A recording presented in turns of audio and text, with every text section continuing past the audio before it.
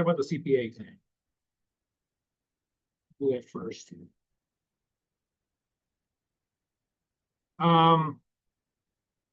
This chapter 3 handout, do chapter 3 multiple choice, and then have the chapter 3 exam will be emailed by tomorrow, hopefully by tonight, but certainly by tomorrow it'll be out. And let's see here. That's probably it. Okay. All right. Well, one of the things I wanted to go over with you is CPA exam. All right. The CPA exam changed in last year, 2024. It changed, and it's a little bit different format. And there's actually been some things that have been done though that make it that are better about it. Well, actually, there's a few things that are better. But anyway, we'll go over that and then kind of talk a little bit about, kind of what it takes to sit for the exam, what do you need to do, when you can take it, and all that kind of stuff. Okay. So they launched the new exam in 2024. And it has 4 parts. There's 3 core parts. We'll call these the cores.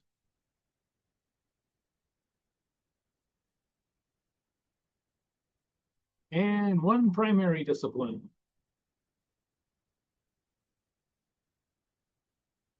So the cores are what everybody takes. So these are the cores you have to choose from.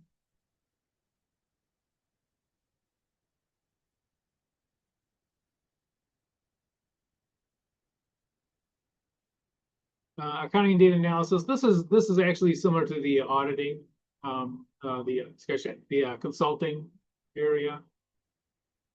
And this one is auditing and accounting. This is the auditing, obviously. And then there's taxation. So these are the 3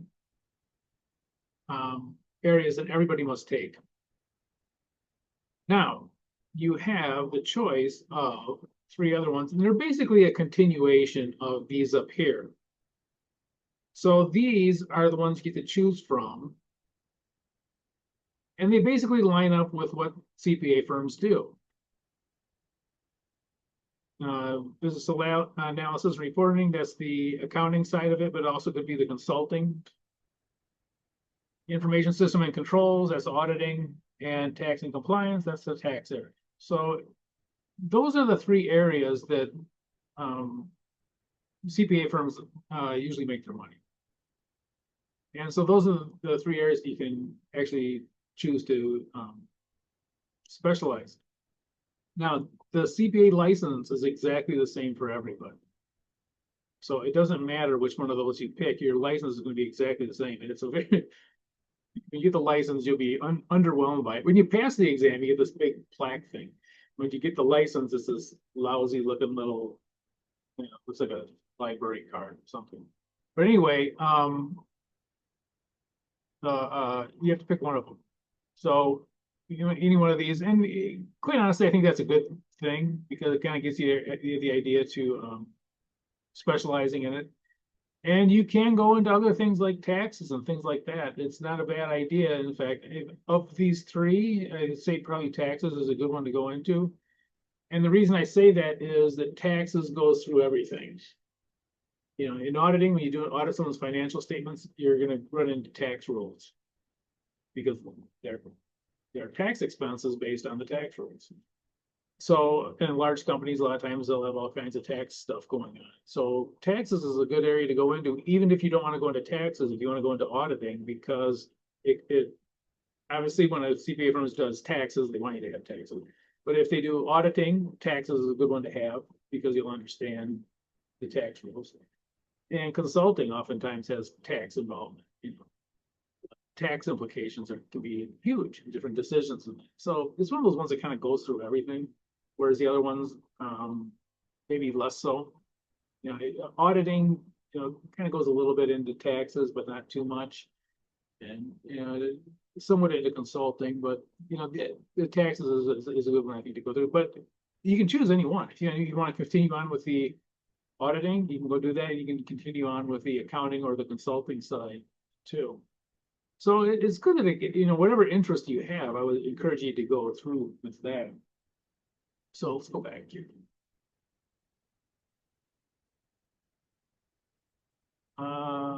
Okay. Each part of the exam is 4 hours. It's the same. It doesn't matter which one you choose. The license is the same.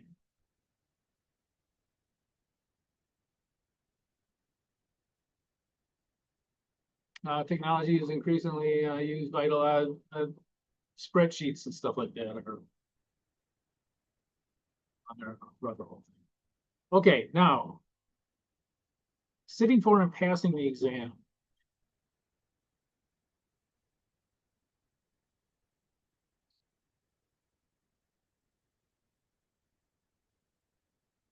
Let me jump down here. I don't. This is I copy and pasted this from somewhere.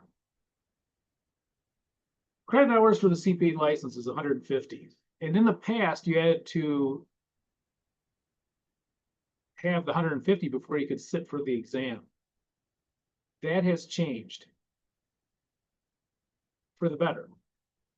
If you get your undergrad, you have 120 hours, you can sit for the exam. Now, you can't get licensed until you get the extra 30 hours.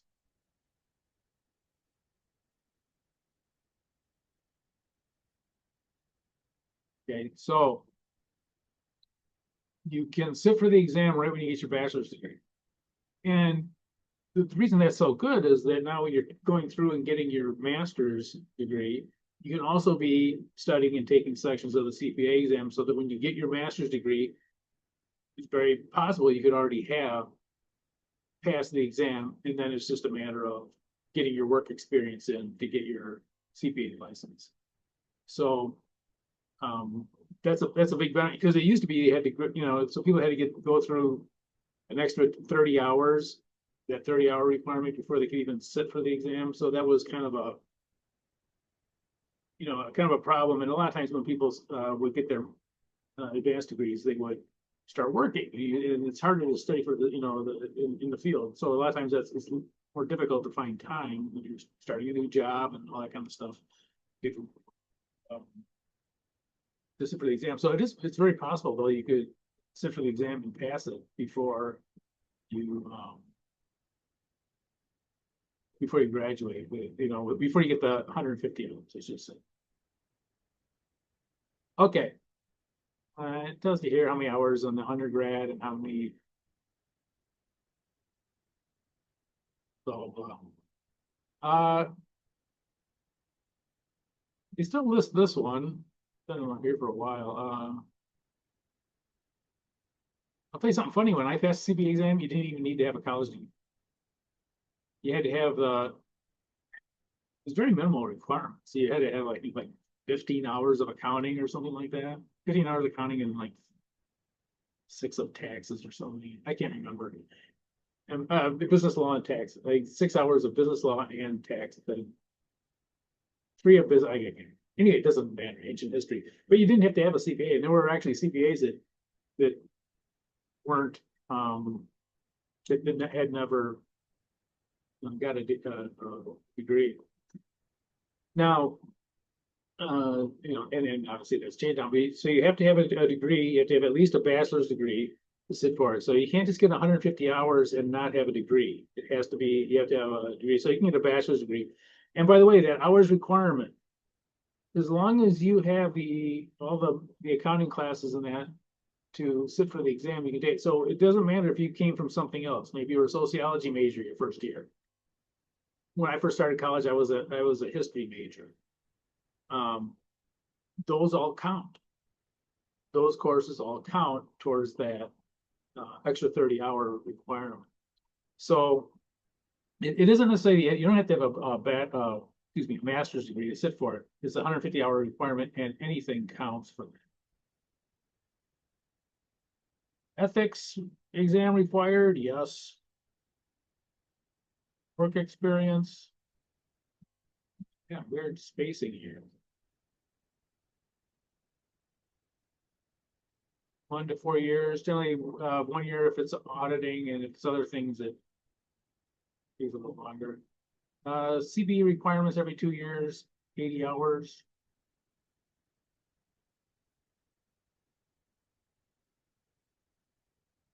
Okay, fees. Now these are the fees that are paid to the state, basically. There is a pre-evaluation. I think this is optional. They didn't list it as optional, but I believe it is. There's an optional one that you can take, and they will actually go over it. It's not used as the full domestic evaluation, but it will tell you places that you need to get extra classes. And so if you're worried that you don't have, that you're not, your education and stuff isn't meeting it, and you want to make sure that it does, it's a good one to have. And for $50, that's not too bad. The domestic evaluation is 200. And I don't have it here. I believe the foreign evaluation is 250. I think it is.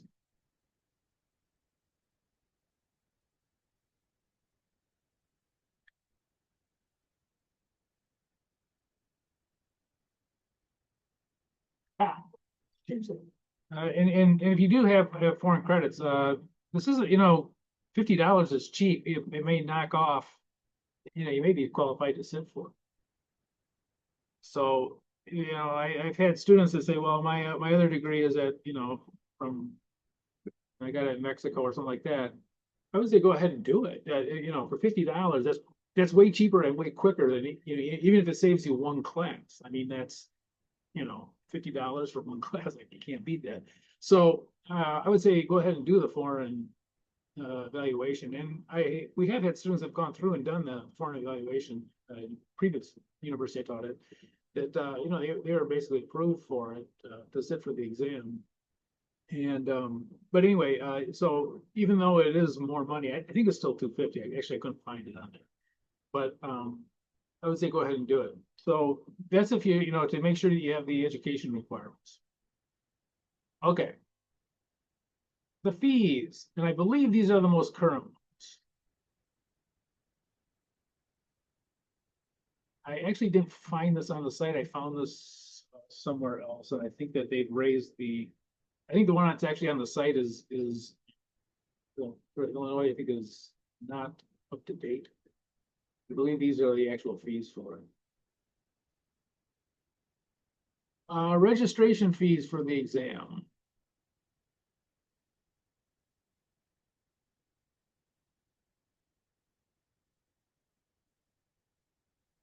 And this is the fee you like paying, because this means you passed it.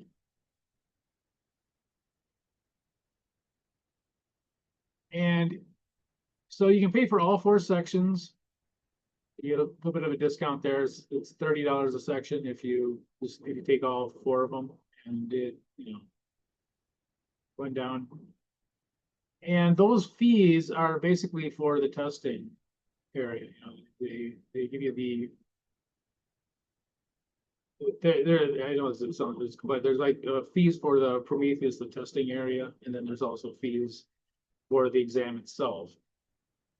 That's put out by the ACCT330. There's also fees for the ethics one. I think that's around $200. I'm looking. Okay, this is an important one. The 30-month rule.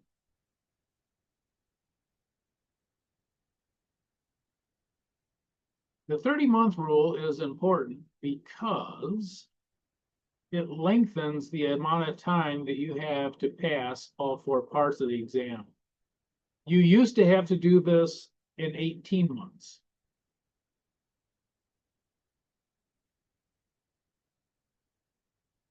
So if you pass, well, let's say you pass one section of the CPA exam. That means you have 2.5 years to pass the other 3 parts. It used to be a year and a half. And now, if you don't get it in that 2.5 year period, the only one you lose are the ones that are more than 30 months out. So if you pass one of them, you may have to retake that one again, but any one of the other ones you pass, you still, and it starts at whenever you pass those. So if you pass those a year later, that means that you have a year and a half to pass the other two parts. So it's a rolling, what they call a rolling 30 months. You have to get all four parts in 30 months. And again, that used to be 18. So that is a increase of a year. And once you pass all four sections within 30 months, they never expire. You never have to take it again, ever.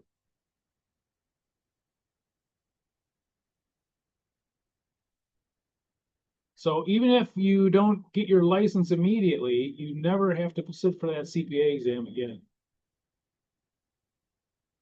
Okay, application procedures. Look at the education requirements, obviously, but this is the one that you really have to, and you can do this anytime. Open an online account, have your credentials evaluated, and you can either do this with the $50 one or the $200 one.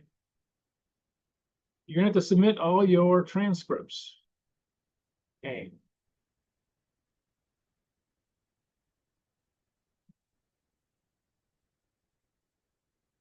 And I believe those, I think those need to be submitted electronically.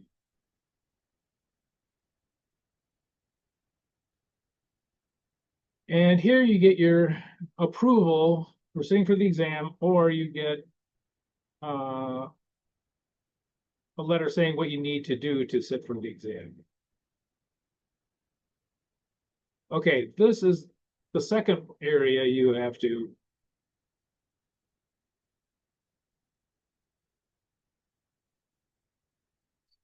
This is the National Accounting Standard Boards Association. So this is all states. Oops.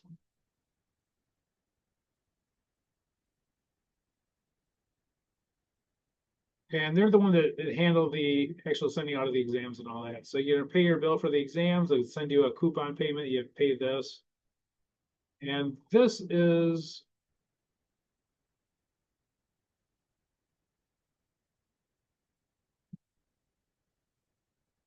scheduling for the Prometheus and, oh, it's me, Prometric.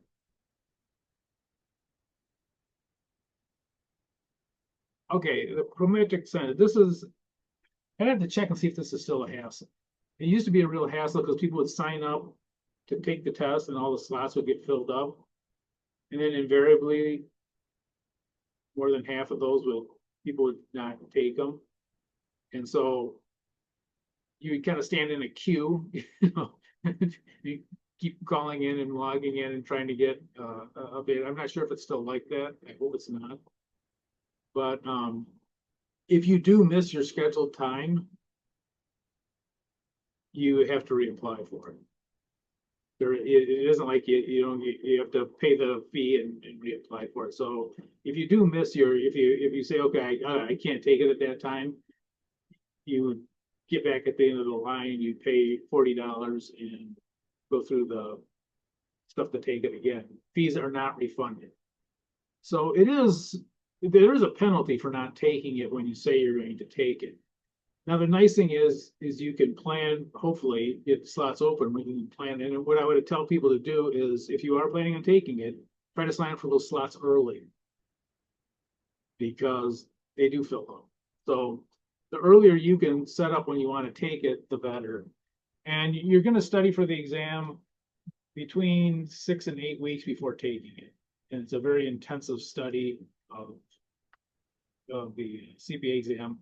And it has to be in that short period of time. That's why we talked about the memorization stuff and all that.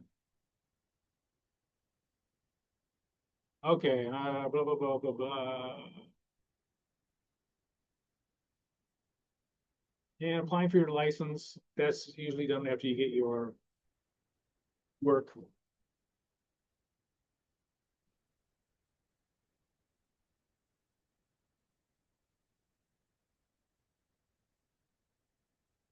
Oof. Okay.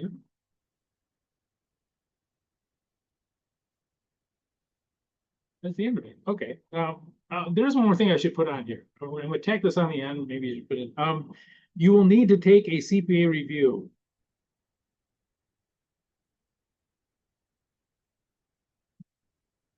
No, don't do that.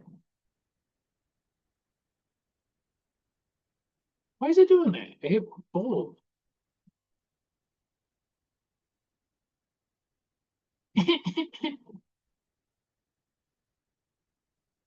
I think I know what I'm doing. Wrong, I should say. Okay. A CPA review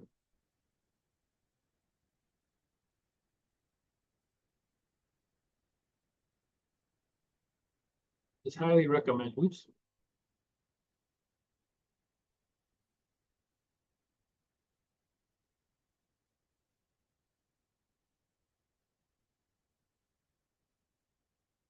The cost is usually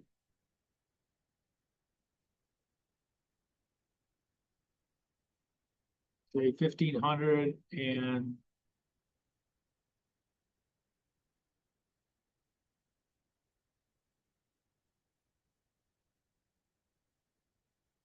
$1,000, depending on who you go with and all that. And you really want to do this because this will show you the exact, these will have not only the questions that are similar to what they're going to have on the exam, but they will also have, they'll have practice exams.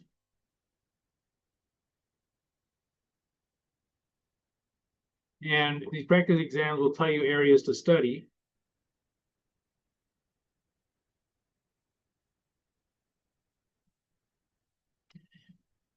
They will also have the exact layout that you'll get from the Prometric Center.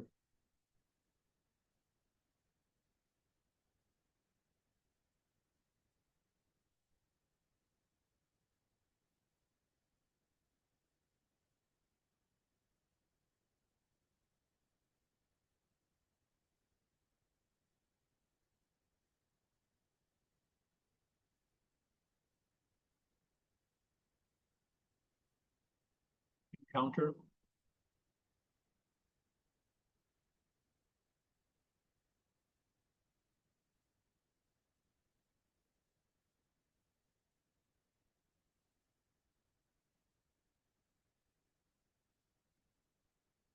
So the computer layout in the for the the review.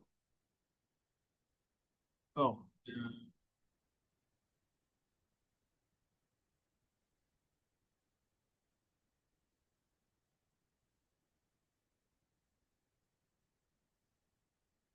in the review will be exactly what you get in the metric trade. So they look exactly the same.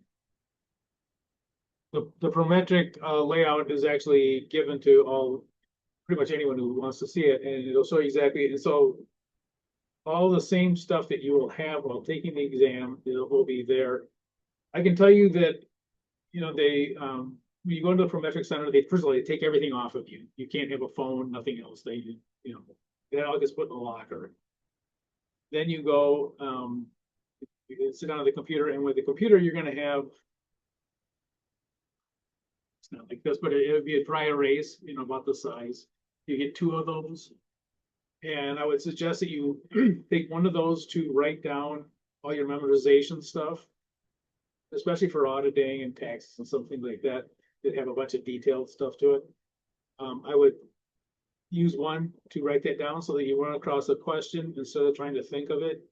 You get all these memorizations, so you take like 10, 5-10 minutes to write down all your memorizations. So then instead of trying to, these are 4 hour long. You can imagine you get to that third hour trying to remember what the rules were for whatever.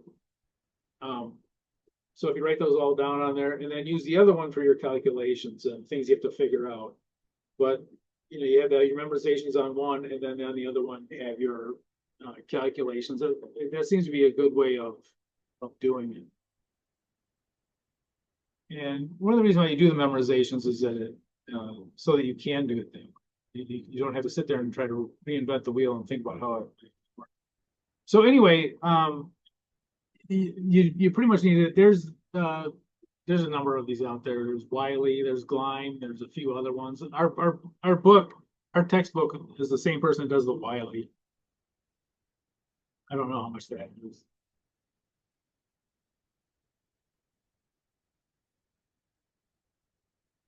Oops. Oops. Yeah.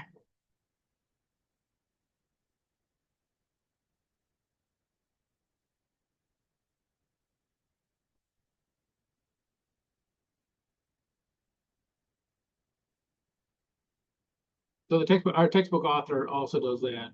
Whittington, which is why I like this textbook because it lines up with the CPA exam really nicely.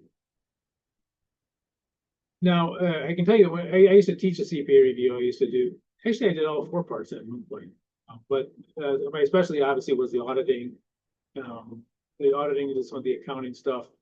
I did taxes one time, tax and regulations changed a little bit. But anyway, what we used to do at the end of it was we would do a CPA exam. We would actually take an exam in the class. So we would have it, and actually, if I could, we'd do two of them. We do two, one every. So these were reviews that we had on. We'd meet on Saturdays, and they were 10 weeks long. We would finish them in 8 weeks, which is about as long as you want to go. You don't want to go much further than that. And then we would take the try to get a couple of CPA review tests under under our belt and it would kind of show us where we need, and it did actually show where as a class, and we would go through it as a class and we'd vote on every question we did, and we kind of get used to the pace of it. Like, you can't sit there and think about it for, you can't sit there and think about one you don't know for 5 minutes because you might miss ones that you do know. Trying to think of this one that, so you got to kind of manage your time and you get used to doing that with taking those practice ones. Well, we would do two of them, and every single one we passed as a class. So it definitely is doable. Now we did that as a class, so that's a little bit different, but we certainly did learn enough that we could actually do those as a class, and the students were prepared enough that at least as a whole, the class did it. Usually you needed 75 points to pass, and we were like in the 80s, mid 80s. We had a couple of them that were in the mid 90s, 93, 94. But you can definitely do it. So it isn't, I don't want you to think that it's absolutely impossible. It's a grind, and it's not an intelligence test. Don't think, well, I'm not the strongest student. Strongest students a lot of times don't pass it. It's the student that's going to sit there and do it. Someone who goes through the exam, the review twice, they're going to have a much harder time doing it than someone who goes through the same review, the same sections. You go through it 3, 4 times, 5 times. You just keep going through it and going through it and going through it until you get to the test. And there's going to be a number of them that are automatic, and then it gives you time to look at the other ones that maybe aren't automatic. There's always going to be questions on there that you don't know. You got to forget about them. You only need 75 points is basically around 75%. It's not exactly like that, but close enough. So there's gonna be ones on there you don't know, and that's fine. You just need a 75 to pass the thing. So if you get a 76, woohoo! You get 80, you study too much, but better than not studying enough, and all that kind of stuff. So you got to be able to just forget about those questions and not let them throw you. And I know that's really hard to do because a lot of people taking it are A students who aren't used to getting questions wrong, but there are going to be questions on the CPA exam that you've never seen before. You don't know what they're talking about, and those are questions that you just got to put out of your mind. And they also do some reviewing of the questions of what is going to be on the next test and all that kind of stuff. Any questions? You might be talking for a half hour here. Non-stop. Any questions on taking? Sorry about that, guys. All right. Well, yes, if you do have any questions, we'll go ahead and you can ask me and talk about them later in the class or something like that. Anyway, let's go ahead and get started on the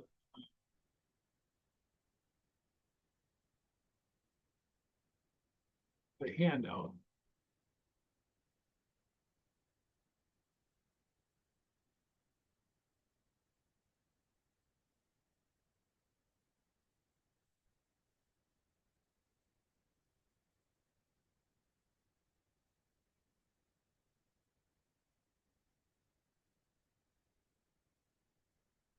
Okay, let's go to page 6.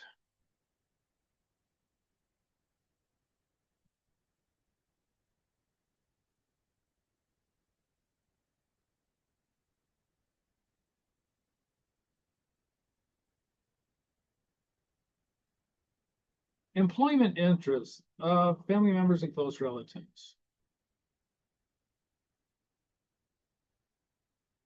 Family members and close relatives cannot occupy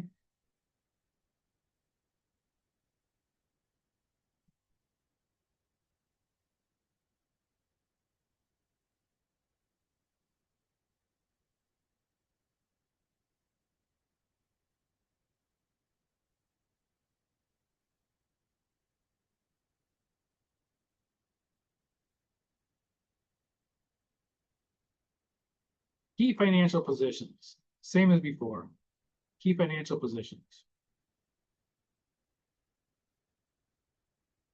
Okay, so these are family members and close relatives. These are not your immediate family, but basically it's everybody else in key financial positions. Okay, Sam is a member of the UP1 audit engagement team. Sam's mother. Okay, so Sam is actually a covered member. His mother is a chief financial officer.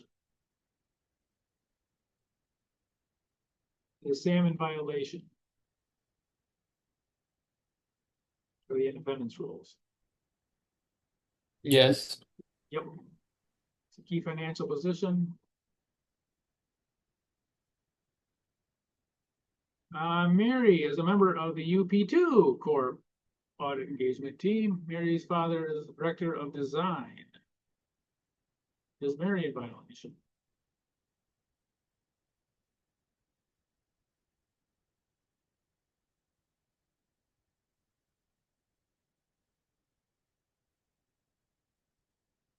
No. Nope. Now it's got to be a key financial position. And by the way, this is somewhat of a new rule. It used to be any time there was a key position in the company, but the new rule is that it has to be a key financial position. So this financial part is kind of new, but it's also it basically, and if you're wondering how do we know which one it is, if they have any influence over the financial statements, it's a key financial position. And the director of design most likely, oops, does not do anything with the financial statements.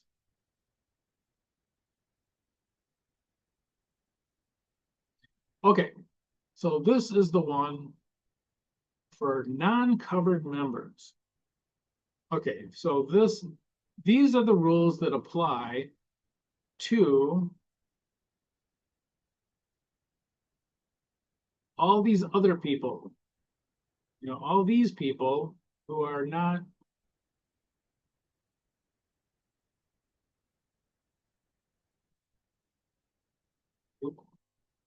these people who are not covered members, you know, they aren't held to the higher rules, but they still have some rules.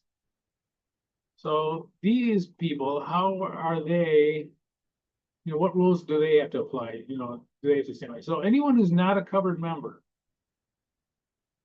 so these are not covered members. They're not working on the audit, they're not partner in the audit thing. How are they?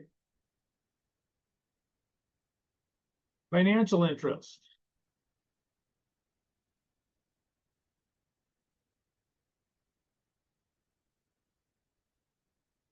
Okay.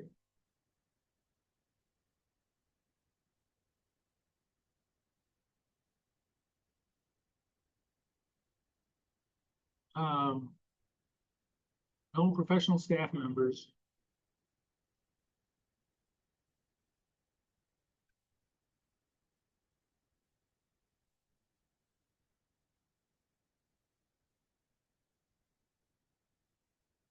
Can own more than 5%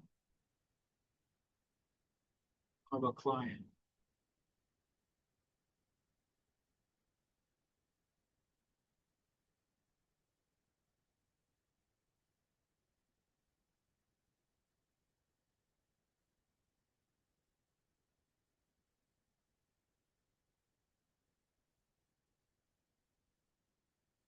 So this applies to everybody. So can they own stock in IBM? Yeah. They can own stock in IBM even if they're not a covered member and their CPA firm does it, does the audit on IBM, they can buy IBM stock. They can't own more than 5% of it. Quite honestly, if you own 5% of IBM, you'd probably be living on a private island somewhere or something. But this so as far as like publicly traded companies, this probably isn't too big of a problem. It'd be unusual for someone to own 5% of a publicly traded company. However, where this might come into play is if you have a smaller business. You might have someone who went to whose family owns grocery stores. Let's say their family owns grocery stores. They own 12 grocery stores, the regional grocery stores, and they own 12 of them. And one of the kids went to college and got an accounting degree and now works at the CPA firm. And maybe they own 10% of the business. It's possible that would happen. So they couldn't do the audit. The entire audit firm would be not independent if you had that situation where one person had 5%.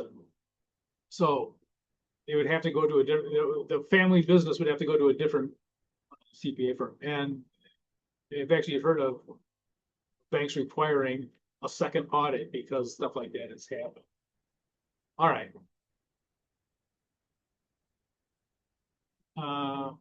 Employment insurance. Obviously, they cannot hold a key. No professional staff can hold a key financial position.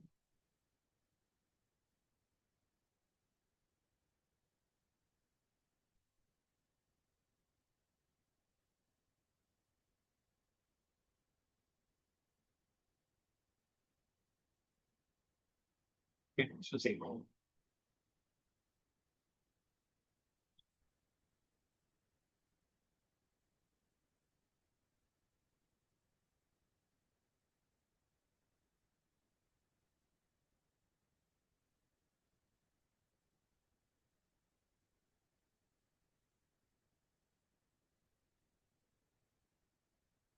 So they can't have a key financial position with a client, and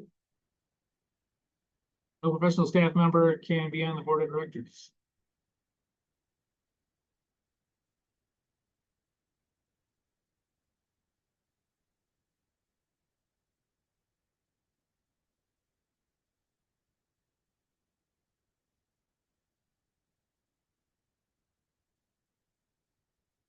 So it's a position of oversight.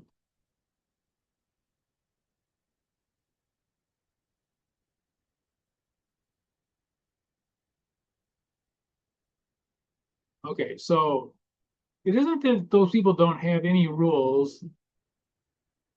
They do, but they're fairly lenient. They can own stock and all that kind of stuff. They can't own more than 5%. They can't have a key financial position with a client, and they can't be a director.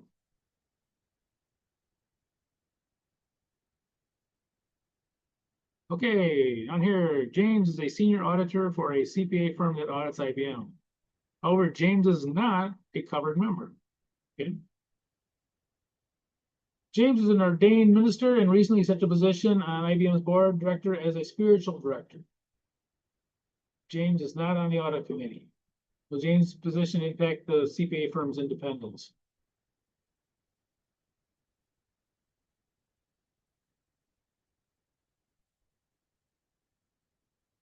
What do you think? No. Actually, it's yes. You cannot be on the board of directors. And you can't be on the board of directors for any other time period that's under audit. Now, if James is on it in previous years, is not on the board of directors now, that's fine. But for the period under the audit, they cannot have anyone on be on the board of directors. And again, the entire CPA firm is not independent.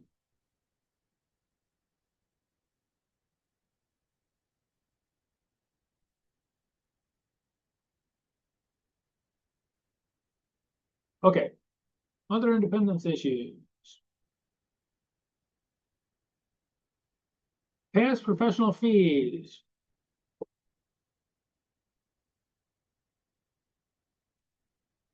Unpaid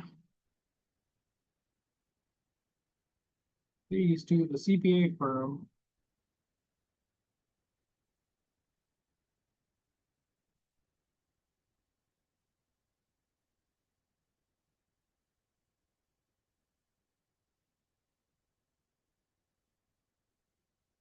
Unpaid fees to the CPA firm is considered an investment in the client. Let me change the color here.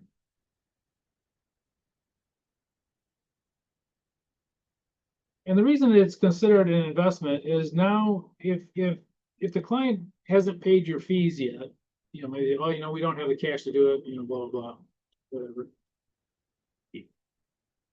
You now would have a financial incentive that the client gets a good audit report because you want to get paid. And if you want a good report, maybe they can get the loan and they can, they can pay your fees. So unpaid CPA fees will make the CPA firm not independent. And that's the entire firm will be independent. So you can tell the client, look, you got to pay these fees before we do the audit. If you do that, then we can do the audit. Otherwise, you have to find somebody else to do the audit. So unpaid CPA, unpaid fees to the CPA firm are considered an investment in the client, and the CPA firm is not independent because they have a financial interest in the client getting a loan or whatever. Gifts. There's actually two different categories of these. One I agree with and one I kind of don't, but regardless.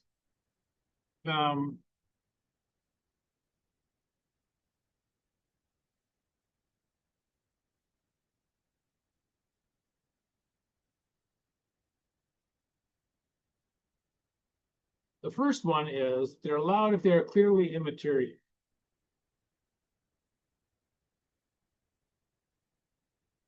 So at the holidays, they give you a fruit basket or something like that, that's fine. And by the way, these are not the same as the IRS rules. The IRS rules will say $25 or $30, whatever it is. But the gift that they are clearly immaterial, they are allowed.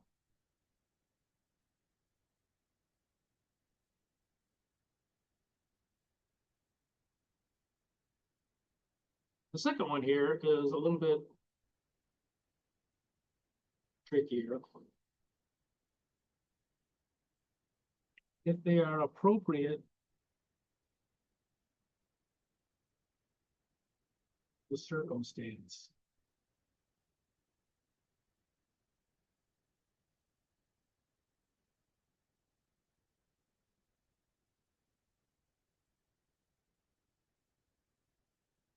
I call this the golf rule. That's just mine. It's just my somewhat cynical. Don't get me wrong, I like golf, but it's appropriate in the circumstance. Is oftentimes you'll be invited to company outings and things like that.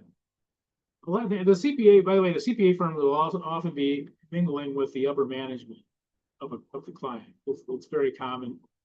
If you when they have the board meetings, oftentimes they'll have people from the CPA firm will be sitting in the board meeting. They won't be saying anything, but they'll be in the corner kind of writing notes and playing with their phones or something. But anyway, they will be in those meetings, and there's nothing wrong with that. They don't add anything to it, but and there's nothing wrong with them being there. And usually the clients are fine with that because they're going to ask for the minutes and all that anyways.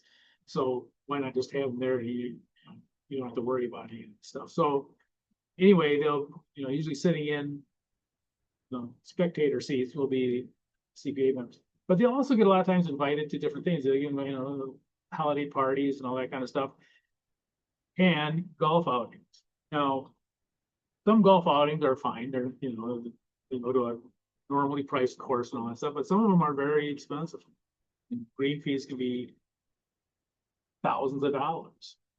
So here is this, going with, playing golf with some of the top people in this company, and maybe it's, it's a $5,000 round of golf. Well, $5,000 is a lot of money. And you would think that that would be material, no matter how you look at it, but it's appropriate in the circumstance in that it's part of what the company is doing, and you're just part of that. It's not, and I'm not saying I agree with this, by the way, but it's just part of their culture, basically.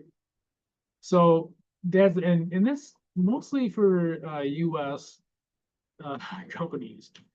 That rule is there. Some of the Asian countries have it. You go to Europe and it's not that. It's usually not that way at all. So anyway, this is appropriate under the circumstances. I call it the golf. Okay. Litigation. This comes in two forms. You might not be independent if the CPA firm has litigation with a client.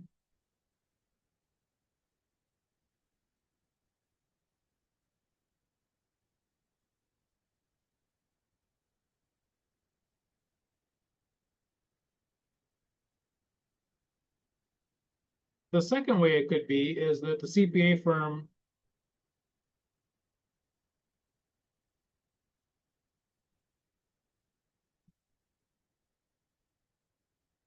have clients that are in litigation with each other. Oops.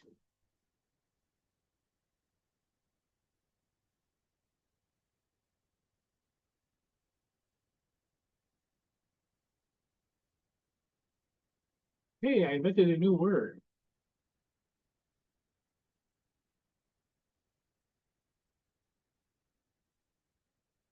So obviously the CPA firm is in a lawsuit with a client. That could definitely impact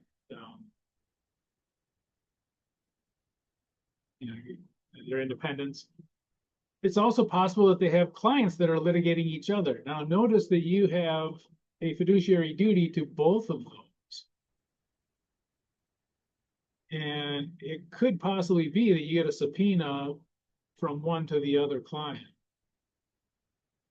So that would be obviously a real problem, because now you're subpoenaed to give information about the other client, and if it's a valid subpoena, you generally have to apply it. Not in every state, but in most states. Okay. Non consulting engagements. This is kind of what happened at Enron, by the way. Enron fraud.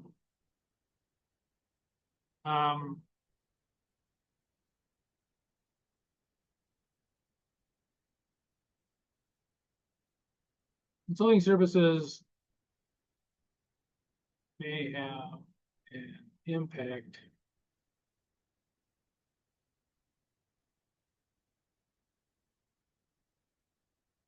independence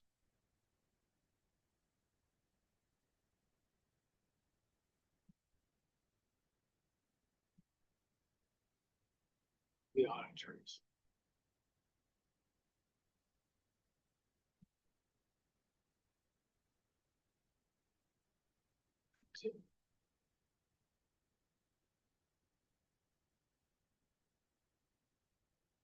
This would actually happen with Enron.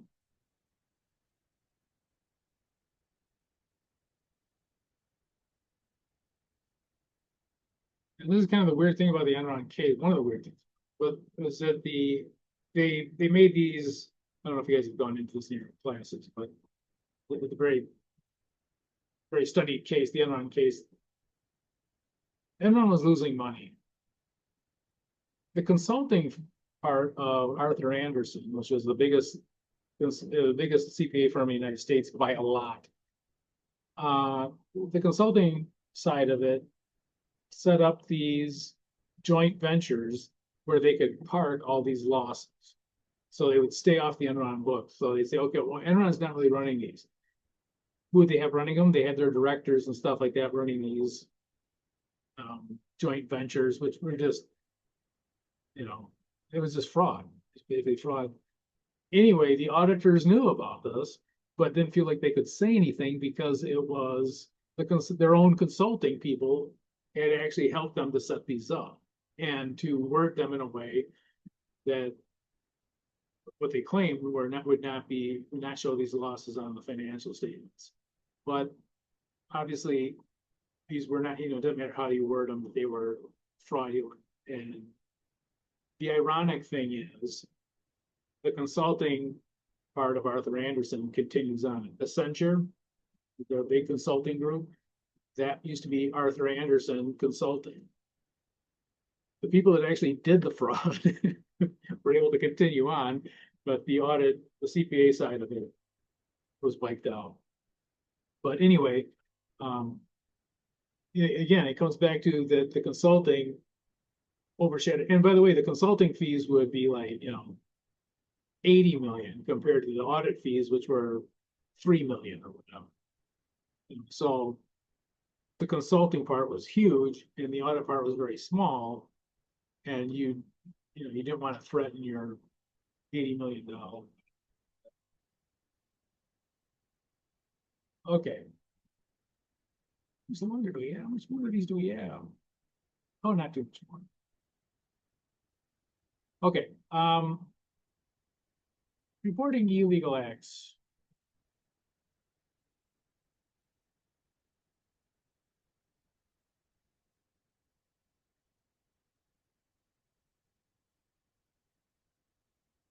Illegal acts should be reported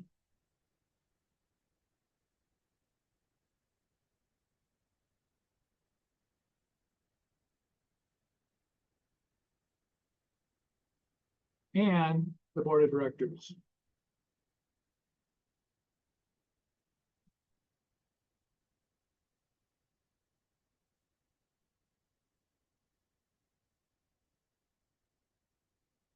/ audit committee.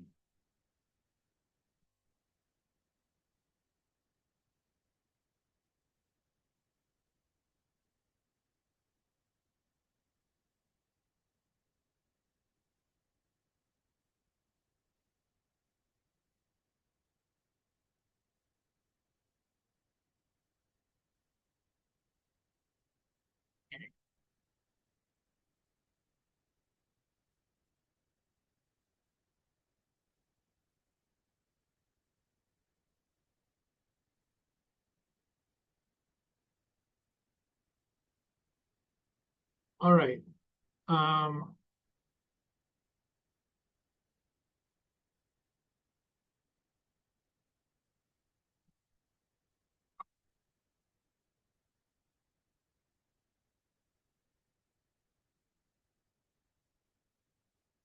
If the client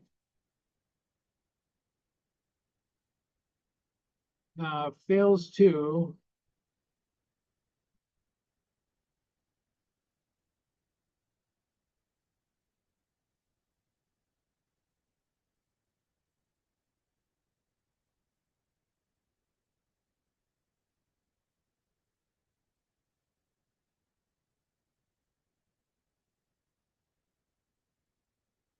it depends on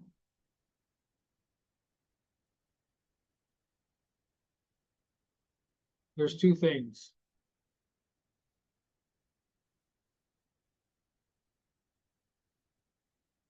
I'll tell you the wrong answer. You go to the police, you go to the FBI, you go to whatever. You have a fiduciary duty to your client, and you could lose your license for doing that.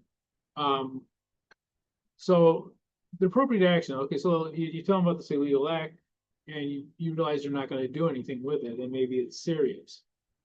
If it's not serious, then someone the president's double parking in the alley or something weird, but if it's something serious, it needs to have action done, something material, certainly.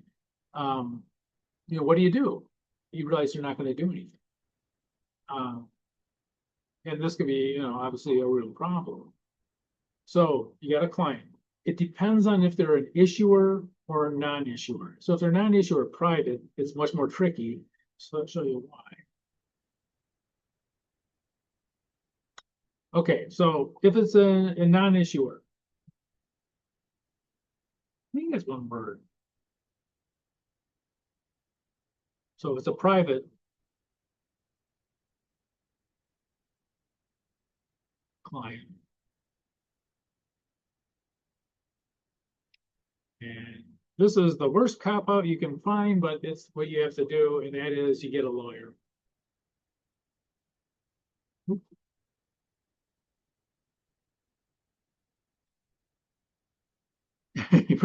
Well, I could have thought of that.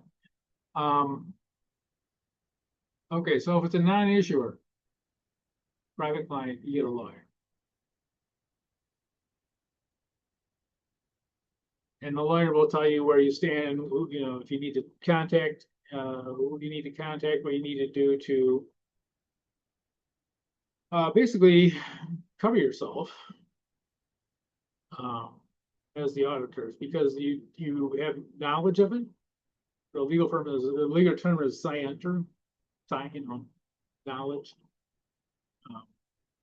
And so if it's a private, you get a lawyer. Now, if it is a publicly traded company, it's an issuer.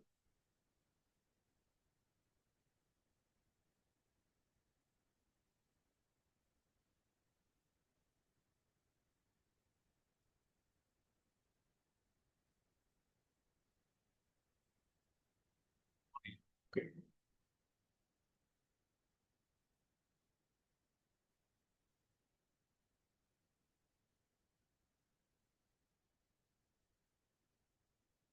The client has 24 hours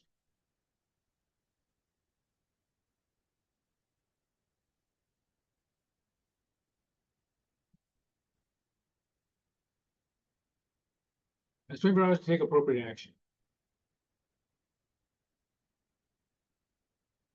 So it's fairly fast.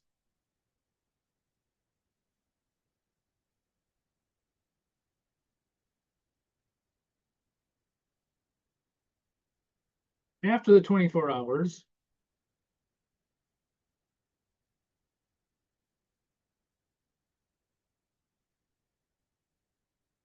are required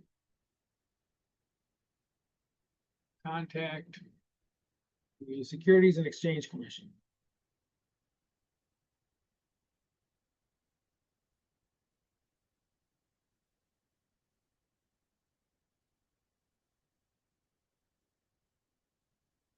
So hopefully they react. Hopefully they come up with the right thing, and they will be notifying usually the Securities and Exchange Commission on their own.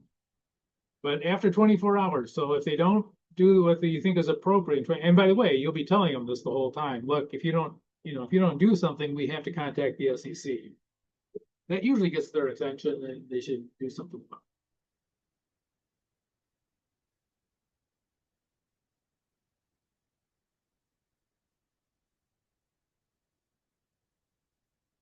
Any question on that? So if it's a non-issuer, it's much more tricky. You gotta get a lawyer and see where you stand. It probably depends on what laws they're breaking. Are these environmental laws, are they labor laws, all that kind of stuff. If it's a publicly traded company, you got you're standing in a much better position, because you can tell them, look, you got to act appropriately within 24 hours, and if you don't, we are required to contact the SEC. And by the way, if you don't, contact the SEC, then you're the one that's in trouble too. Not only would the client be in trouble, but you'd be in trouble. You waited a week or something like that. So they want to know about it. They want to know about it immediately, and usually that'll get the client jumping and saying, okay, well, we got to do something here. Well, they'll probably talk with their attorneys and then put some kind of a statement and do some kind of action. And if they don't, again, you have to review it. So it matters on who it is. Okay. Let's stop here. Take a break. Time is 7:01. Okay, we should be able to finish this shortly here.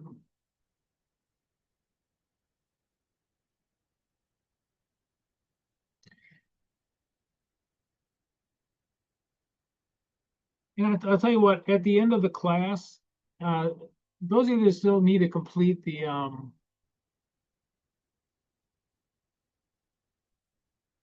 those of you that still need to complete the classical sampling, if you want to look over those last two problems, I'll stick around at the end of the class and do it. Some people have already turned it in. I don't want to do it in the middle of class because then you have people that have already turned it in who are sitting through it already is kind of a long class, even longer. So anyway, at the end of class, if you want to stick around, I'll can go over some of the 3 and 5 of the handout for the classical sampling. Okay.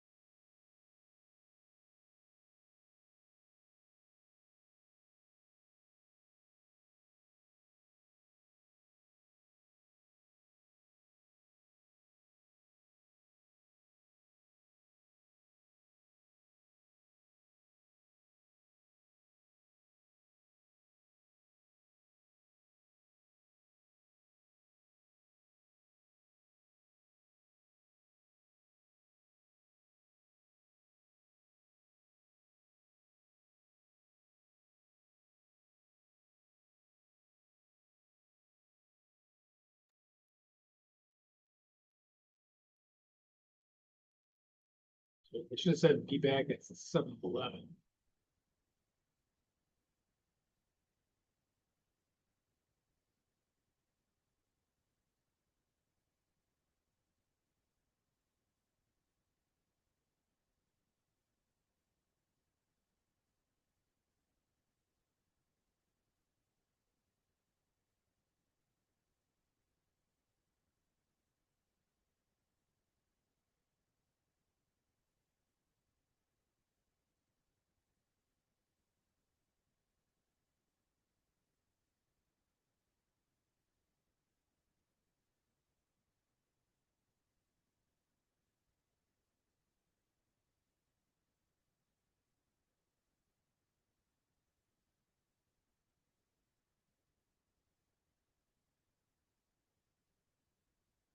Okay, let me get started. Subpoenas.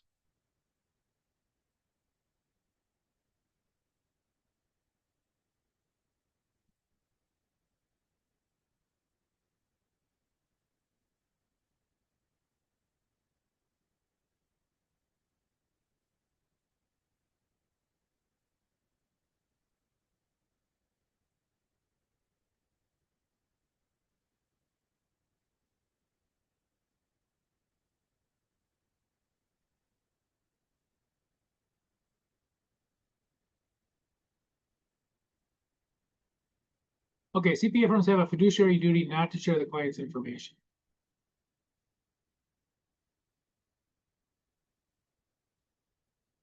So generally speaking, you cannot share the client's information. Now you'll do your audit and those audit work papers are your own, but you cannot share that with anyone because you have this fiduciary duty for the client. However, if if you are subpoenaed and it has to be a valid subpoena, usually you have to honor them. So a subpoena means you go to the court and a judge signs off on it.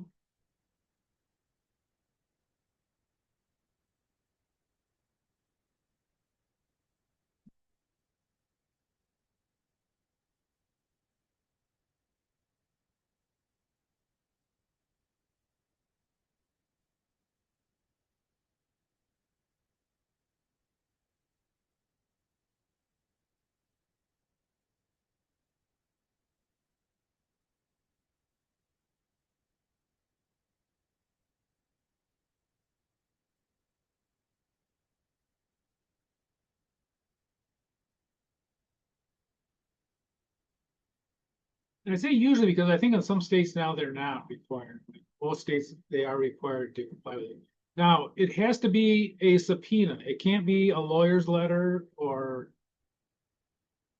it must be a subpoena signed by a judge. It can't be like a lawyer letter or an IRS letter. IRS sends a letter you don't comply with.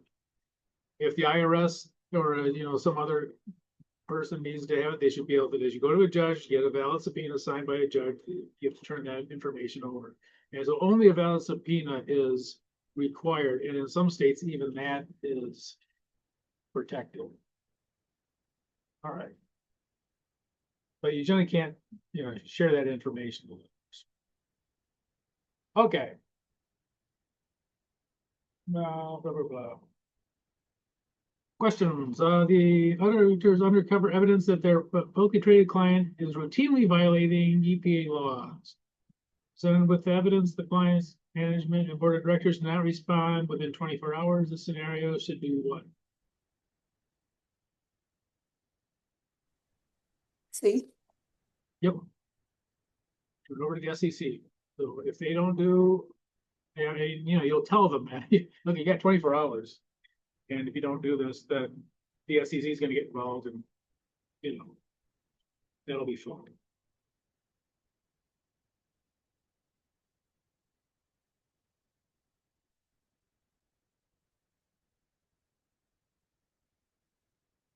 Okay, the auditors uncover evidence that the CEO of a publicly traded company routinely parks his car illegally in a handicapped parking space. Presented with the evidence, the client's upper management does not respond within 24 hours. The scenario, the client should do which of the following?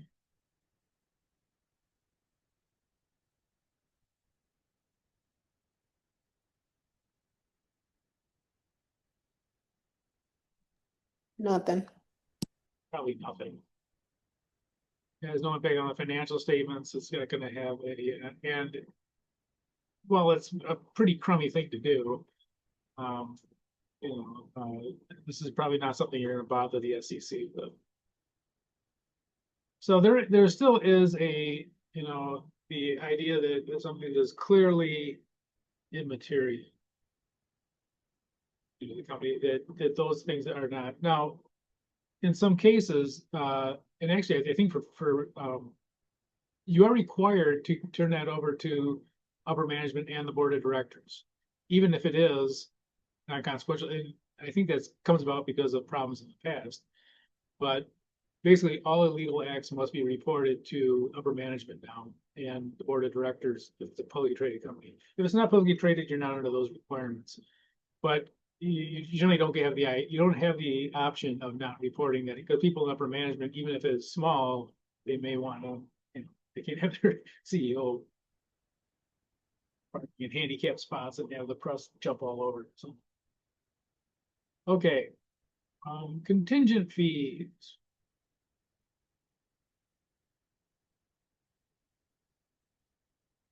Contingent fees. If something is contingent,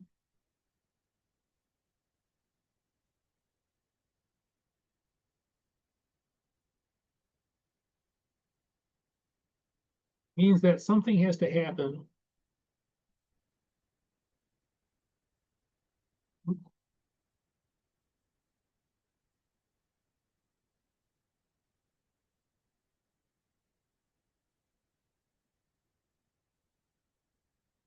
Contingent means that something has to happen before the fee is paid.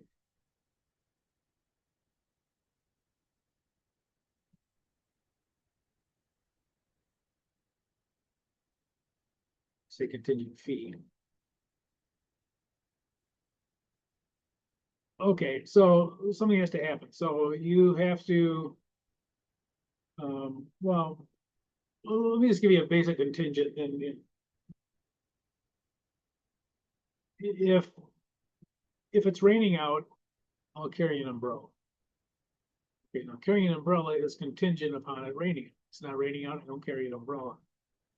It's the same kind of thing. Something, has to happen. So let's say that you're doing a consulting job, and they might say, if you finish this job by June 1st, you'll get an extra $5,000. So that's contingent. You don't get the $5,000 unless you finish the job by June 1st. That's a contingent fee. And those are generally allowed. There are 3 circumstances where contingent fees are not allowed. And again, these are generally allowed.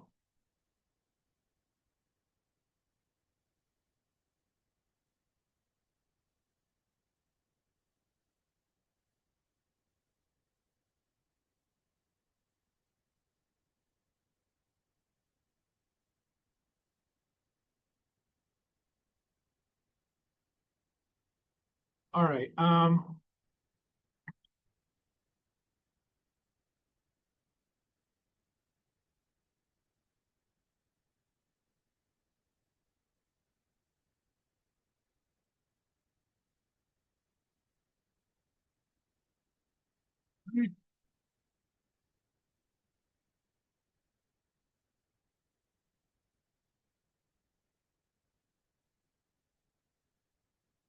Contingent fees are prohibited for 1, audits.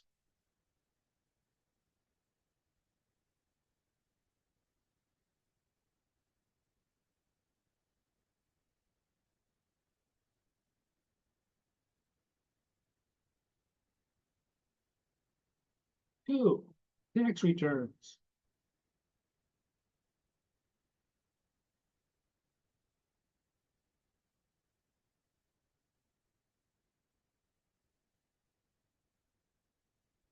3,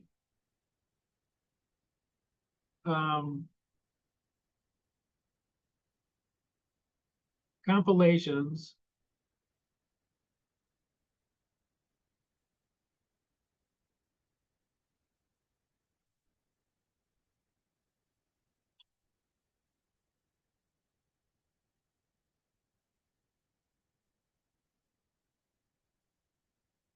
are used for financing. Compilations are just making the financial statements.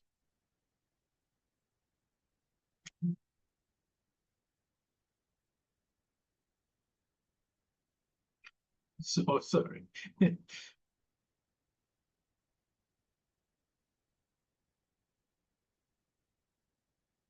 Okay, so audits. Client says, hey, you know what? If you give us a clean audit, we'll give you an extra $10,000. You can't take it.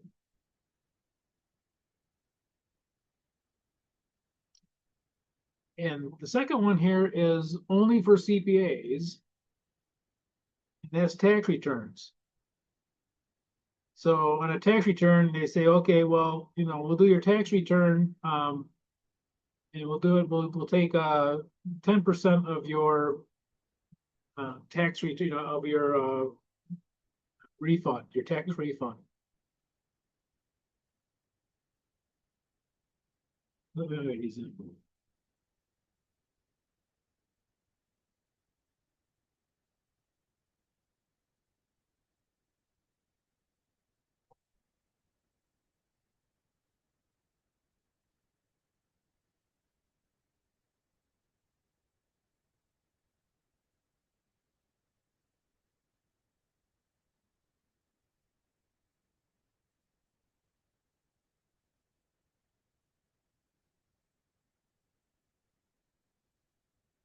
Now, other people can do this, but CPAs that cannot.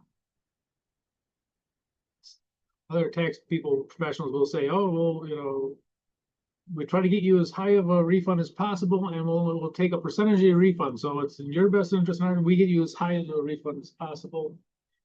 That is also not allowed by CPA firms. Other people can do it. If you're a CPA, you cannot. You can lose your license. Compilations. We didn't talk about this. Compilations are actually not audits at all. Compilation is when you do the financial statements for somebody, and you don't have to be independent either. So let's say that your spouse owns a photography business, you can do the books for them. You can make their financial statements. There's no problem.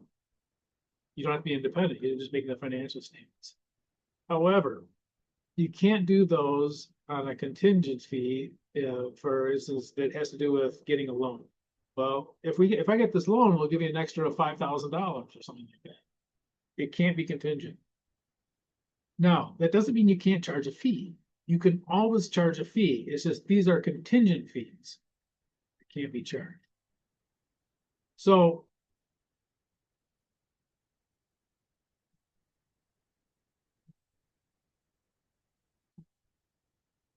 flat fees,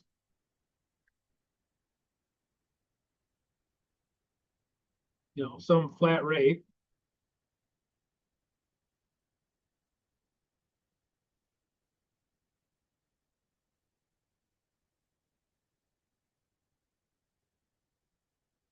Oops.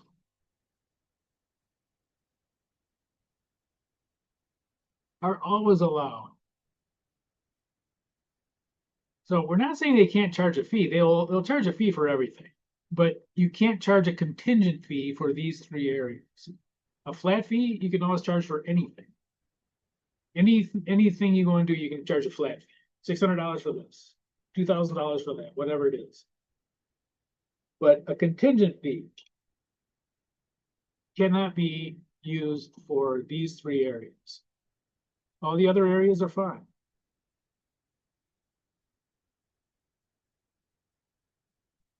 Any question?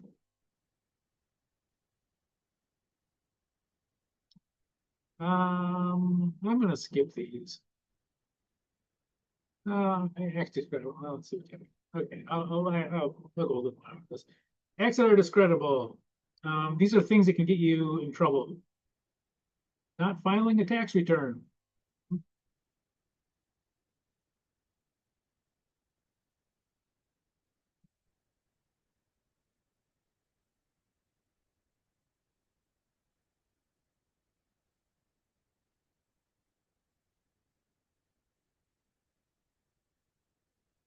Yeah. Returning the client source documents. You can make copies of those, but you can't keep them. Ooh.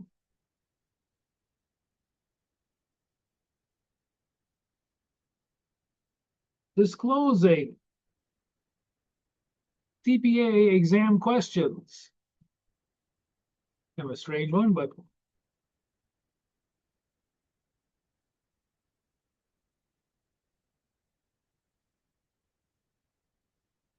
there's other ones too. But these are what the CPA reviews. These are ones they usually hit.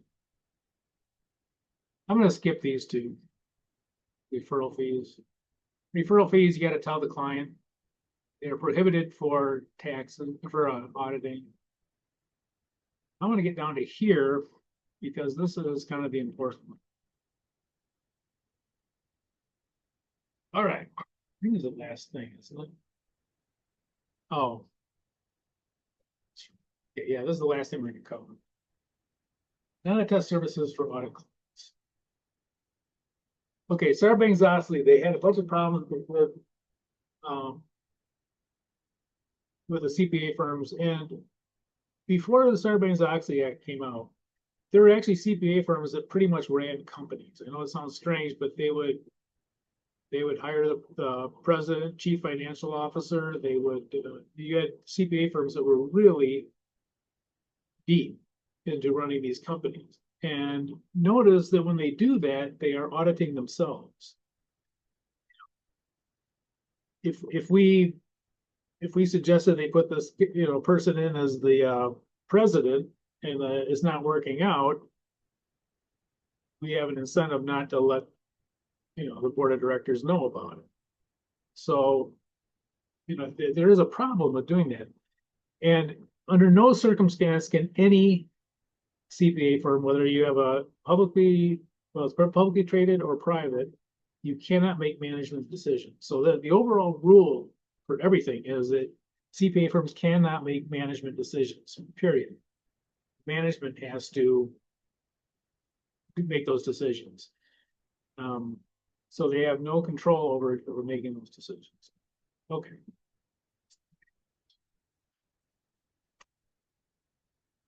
So this is kind of the overall rule here. Now, publicly traded companies. I don't have this listed, do I? I'm going to add this. Say issuers. So this is for issuers. I don't have that in there. And this is for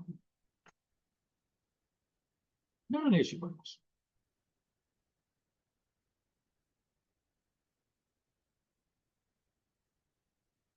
And most of these for the public traded companies are a no-no.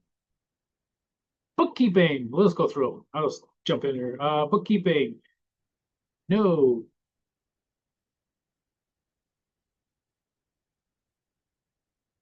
I'm going to do something here. Ooh.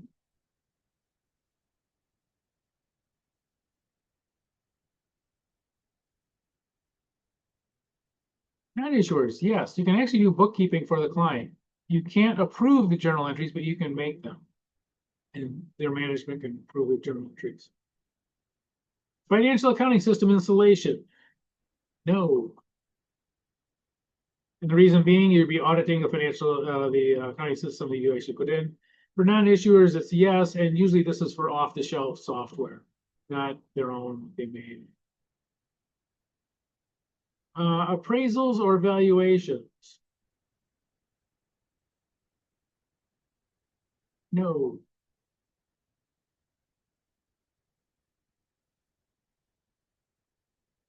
This one is a yes, however, they must have objective standards for it. You must be objective.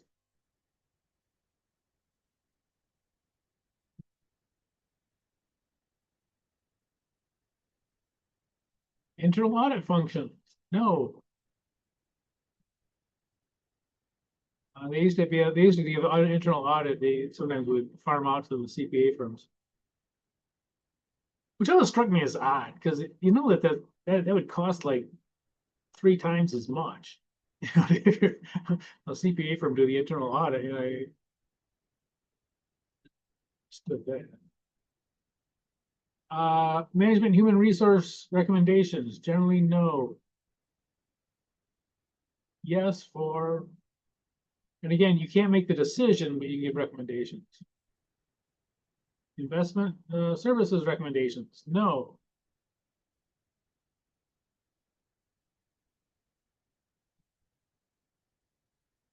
Yes, but these cannot be, these are non-specific.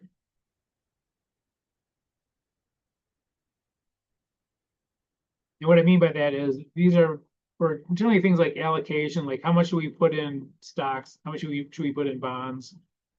They are not generally stock tips or anything like that. But if they're non-specific, you like as far as how much should we have in whatever, you can do it. Legal services not related to auditing. This one is a yes. They're generally silent on it.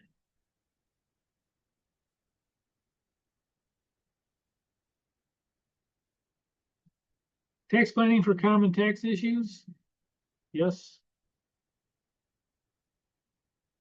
Yes, if they are common.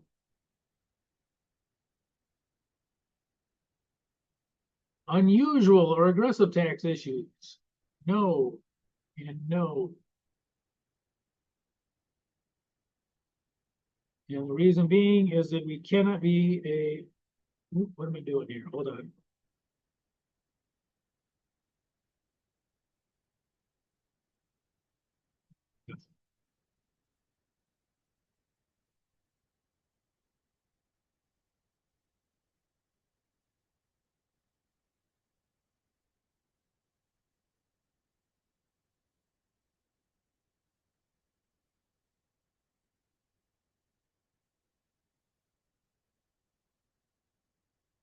Okay, individual tax services for officers? No. This used to be very common. Yes. Hey, what did I do here? Wait, I did something wrong. Uh, this is no. You can't be an advocate for the client. Okay. And I think I mentioned this about the international rules. And by the way, if you do use artificial intelligence, be very careful about whether they're telling you international tax rules or US ones. The international rules are way more, especially when it comes to this independence thing, are way more lax than the US ones. They basically say you could have investments as long as they are, there's safeguards put on things like that, which is not allowed for US rules. It doesn't matter what kind of safeguards you have. And by the way, the international standards don't even specify what the safeguards would be. And this is my own commentary on it. They've actually had serious problems with some of the past. They actually had CPA firms investing in clients and individual members investing in clients, and supposedly they had safeguards that really weren't there. So anyway, the international standards are way different. They're basically, they try to say, you can use your judgment on um, any of the problems that might arise because of financial things or else the employment. So financial decisions and things like that, financial investments, and then also employment, they basically say, as long as there's safeguards and they're not material and they don't really specify any standards for it. So anyway, be careful about it. Always be careful about AI anyways, but they're very different. We're not going to go into this. Okay, I sent out, let's see. Okay. I sent out the multiple choice questions. Hopefully you got them. They came up in mine. Hopefully they came up in yours too. Is anyone that did not get those yet?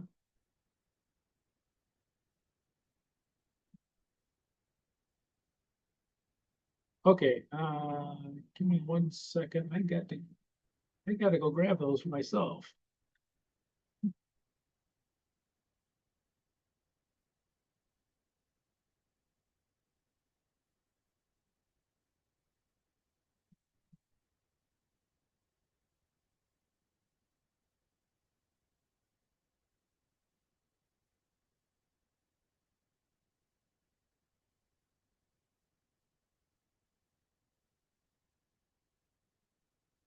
So these are CPA questions these are actual CPA questions.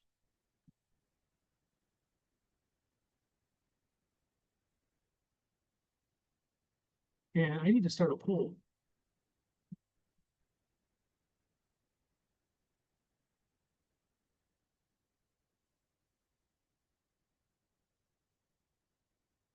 Okay, hopefully you got the poll.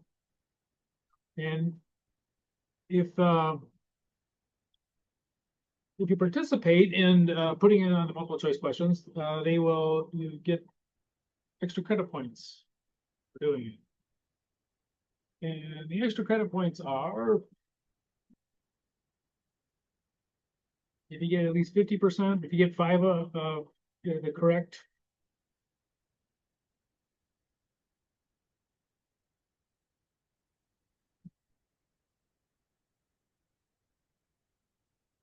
One gets +2, who's involved in it. Usually it goes, oops,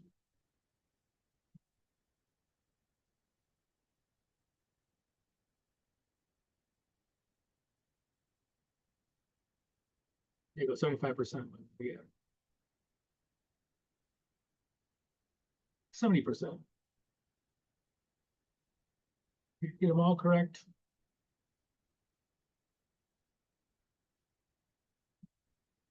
Everyone who participates gets +5, and it's done as a group, and these are anonymous, just so you know.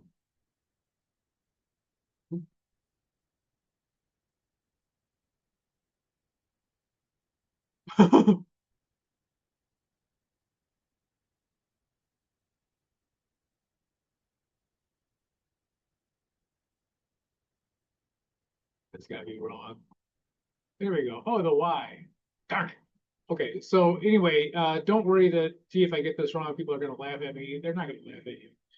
Uh, they're anonymous and like it's back, but you can get extra credit points on your test. And by the way, those of you who did it last time, I just added those on today. So if you were wondering what happened to yours from last time, they got added on, but okay.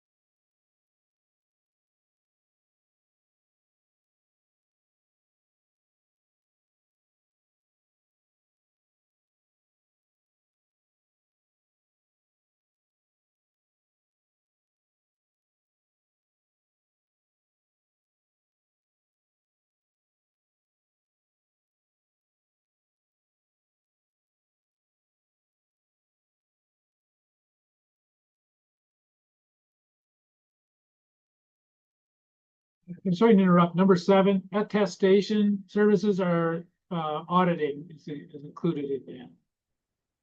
So number 7, attestation is for auditing. I don't think I ever told you guys that.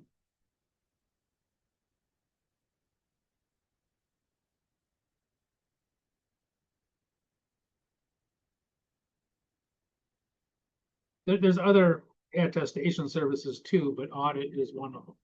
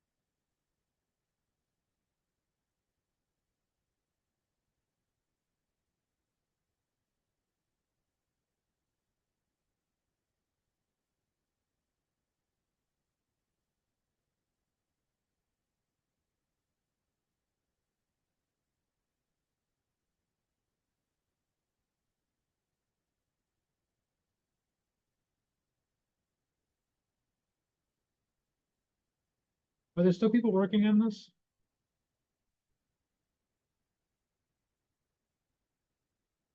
You can send me a chat if you are also.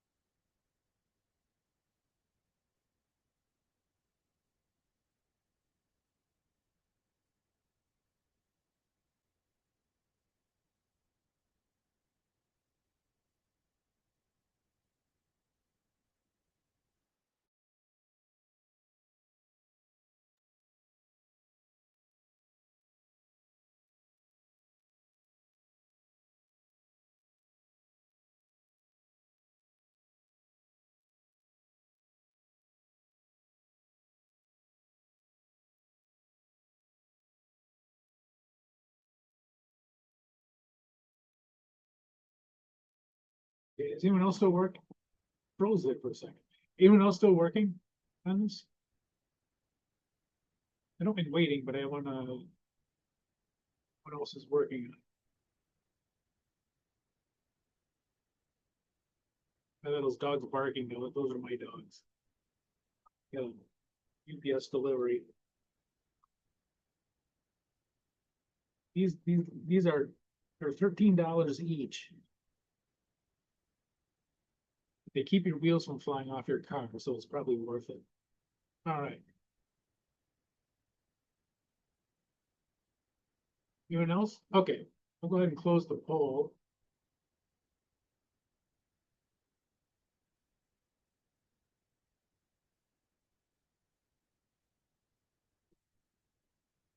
last call, last call. You can send me a text message or a chat message, you know. I'll hold it open. No? Okay. All right, I'm gonna end the poll and share it. All right.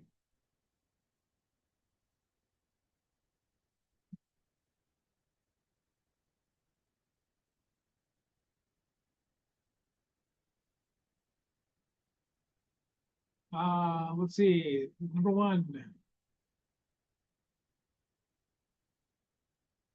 payable of the audit led to the B is correct.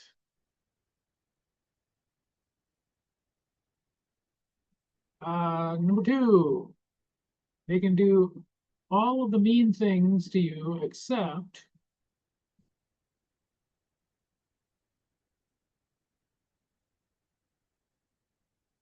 they can't revoke your CPA certificate. They didn't issue it. It's the club. Kick you out of the club. Three, which of the following relationships is most likely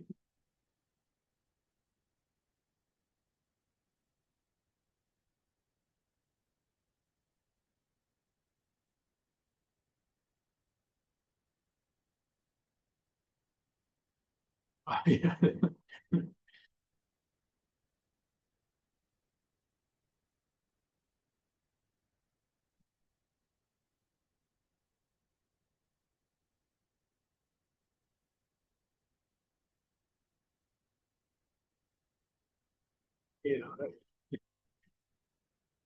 One thing I should tell you about CPA questions, they generally come in two different levels. There's like the easy level and the difficult level.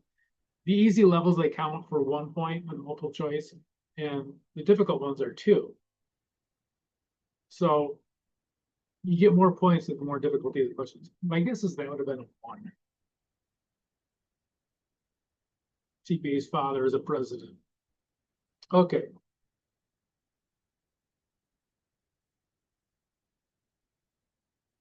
Four, B,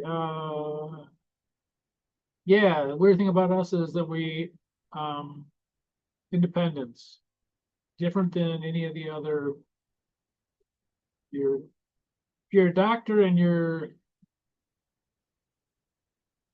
kid is sick, you can have no problem helping them. If you're a CPA, you can't. Okay. Well, I mean, you can help your kid if it's sick, but you can't do an audit.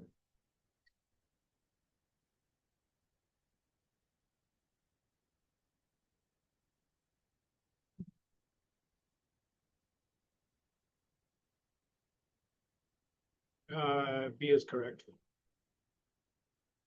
And again, materiality, remember that even if you own 1 share of stock, it's considered in violation. So it doesn't matter how many shares you have,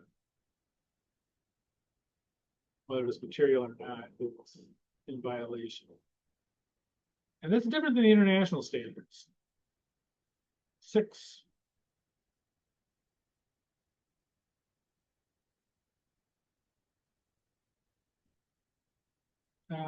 Yeah, if you want to add this one, authorization, this is a management function. So these first 3 are all management functions. You can do bookkeeping services for them. They generally will go, you know, after you do the bookkeeping, they will enter them into their system. That it's a management thing. Yes, B.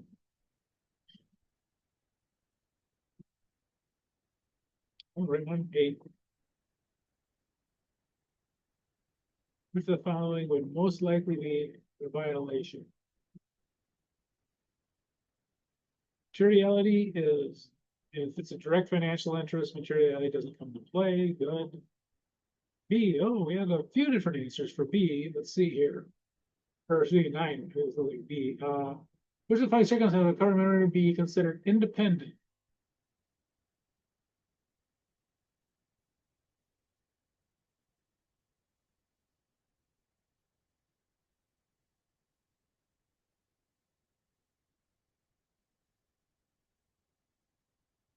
actually see. Am I on the right one? No, I'm not. Wait. Yeah, 9.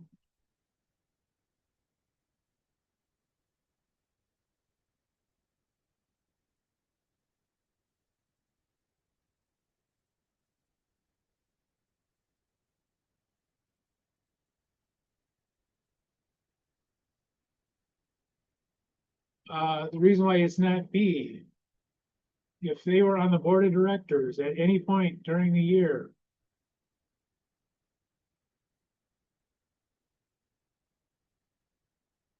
they are they are considered that the entire audit firm is not independent.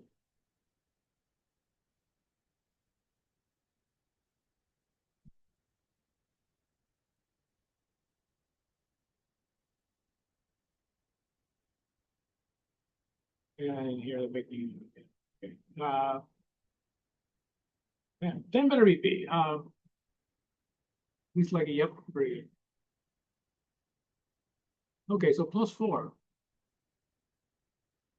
Very good. Any questions?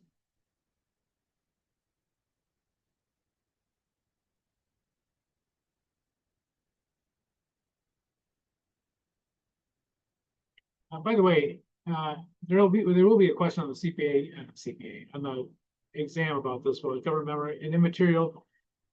If it's immaterial and it's indirect, it's okay. If it's material and indirect, it's not okay. Indirect, it's not okay. So it has to be both. Double I, immaterial, indirect. Be okay. Okay. Stop sharing. Don't like sharing anyways.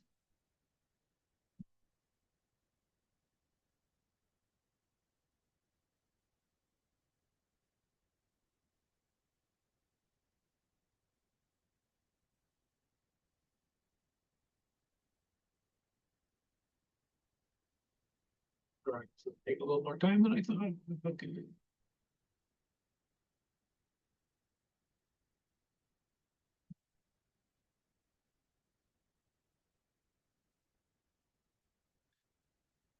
Oh, come on.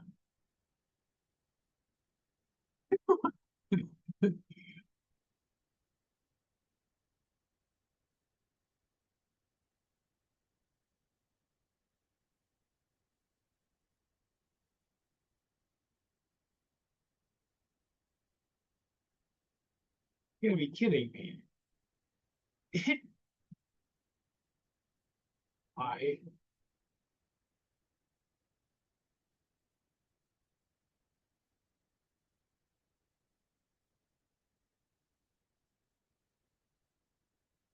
I'm gonna do something here.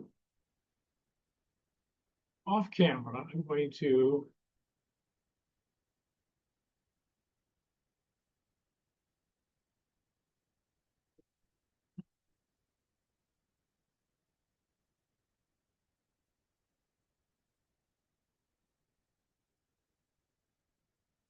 go ahead and save it so that we.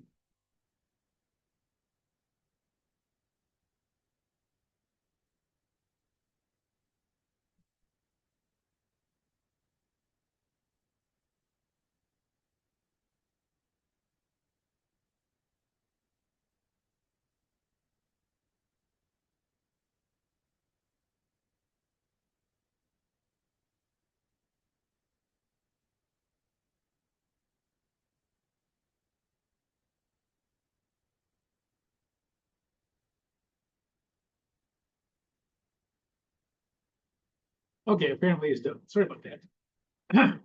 All right. Well, that's it for today. I'm gonna stick around though. If anyone wants to work on the handout for the classical sampling one, I will stick around and we can go through that. If not, you're have a good week. And that will the exam will be out by tomorrow, hopefully tonight, but certainly by tomorrow. I'll send out the chapter 3 exam. It's not due until share. Nope. Friday the 3rd of October, is that right? That seems like a really long time away. That is right. Okay. So I'll be emailed out by tomorrow, hopefully tonight, but it'll be due Friday of next week. Any questions? Okay, well, if you want to stick around, we'll go through. I know some of you have already done this, so if you already have it turned in, see it next time. But I'll go through this if you guys want. You want to go through this? Well, go ahead and get started. Okay, number three. Number three is actually an interesting. Let's do the averages.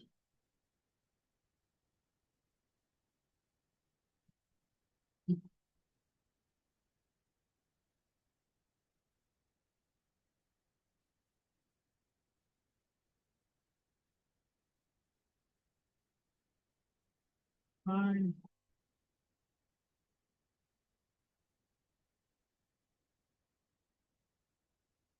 1,100 divided by 5 is. You should know this, but I'm going to use a calculator.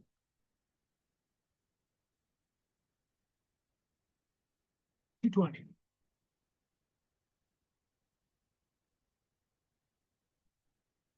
And this one's probably 240. Assume everybody knows how to do that.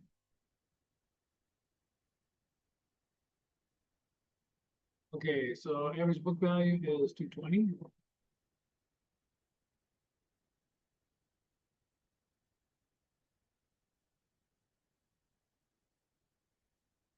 Auto value is 240. Mean per unit. We're saying that everyone, all of these total items in the inventory, they're all the same. So mean per unit, the mean will be times these 10,000 items.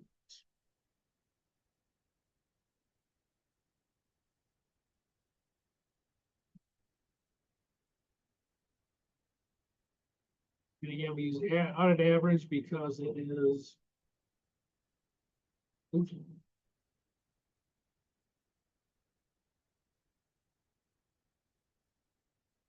Ah.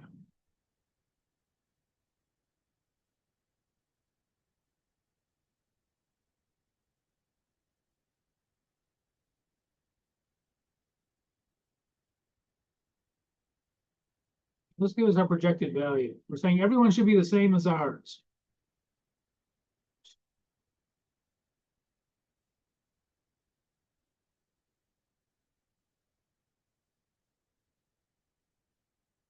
Accumulated 400,000.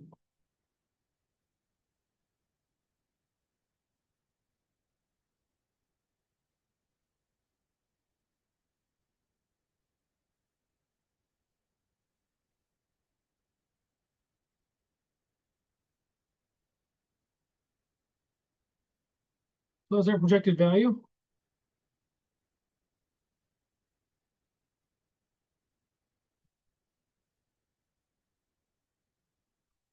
Our projected misstatement, I'm not copying this down.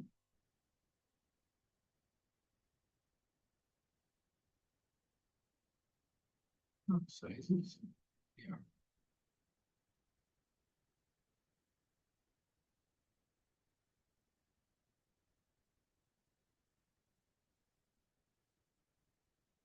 Okay, 2,500,000.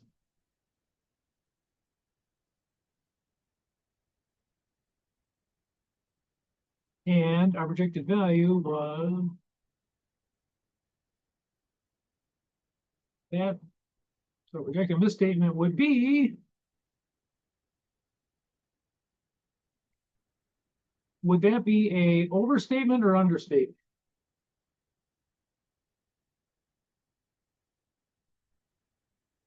Anyone?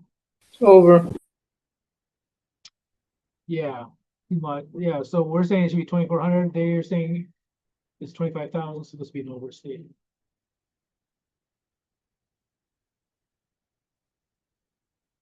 Uh,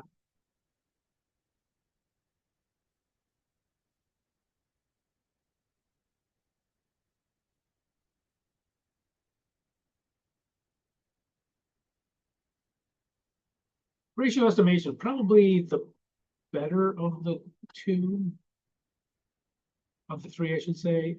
Or probably the most universal, I should say, maybe not better. It depends on your population, but um, audit average divided by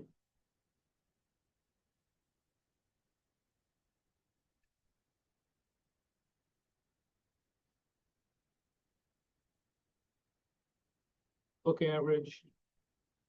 Again and again on the CPA exam, you can't remember which one. It's alphabetical, and almost all ratios are for some reason.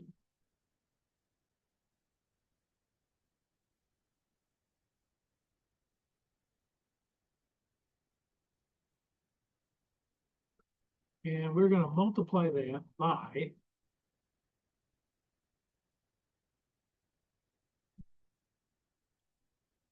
the book value, total book value.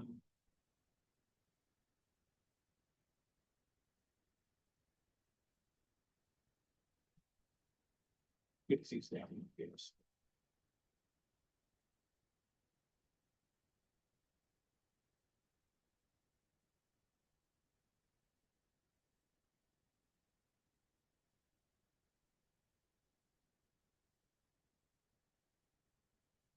So we're saying everything is off by a ratio. In other words, big things are off by big numbers, little things are off by little numbers. There's a ratio to it, the size matters.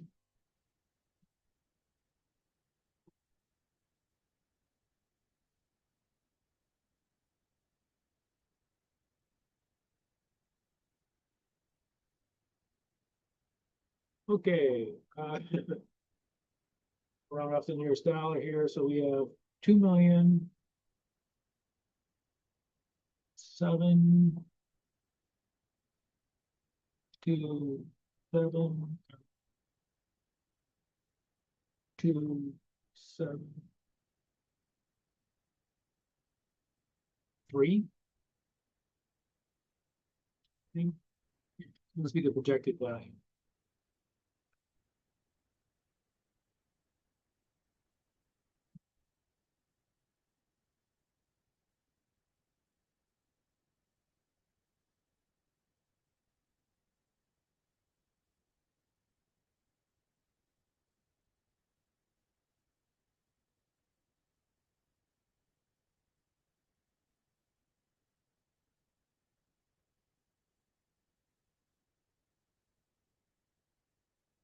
And let's see here.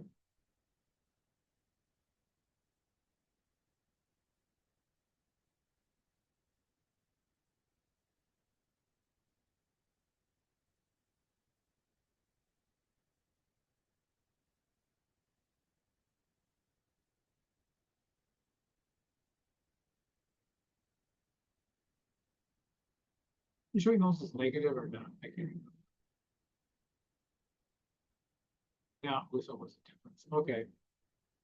So projected misstatement is 227. Hold on. 227, 273. And you guys make sure you check me on those.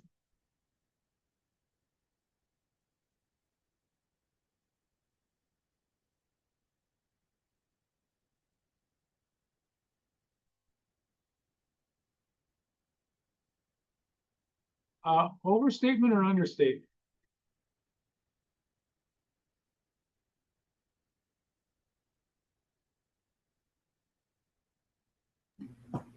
Under.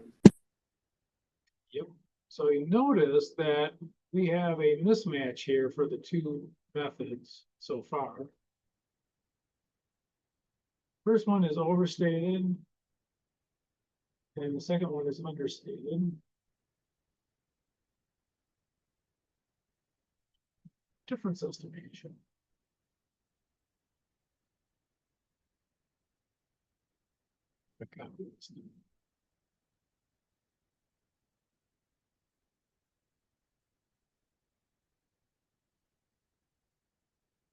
You know what? Well,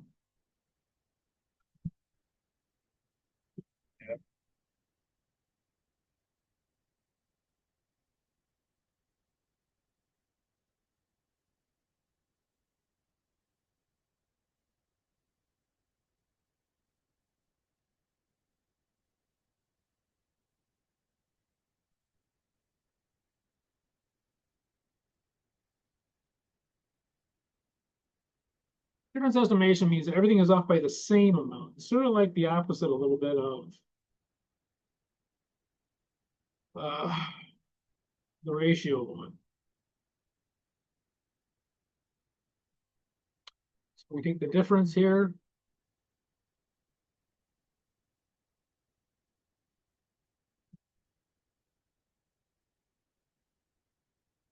Difference is 20.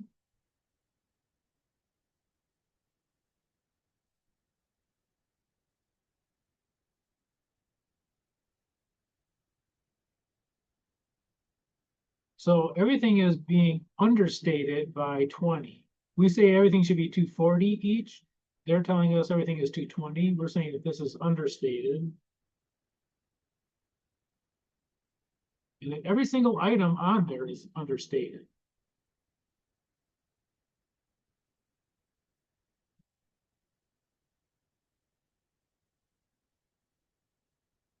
Now this will give us the projected misstatement, not one thing.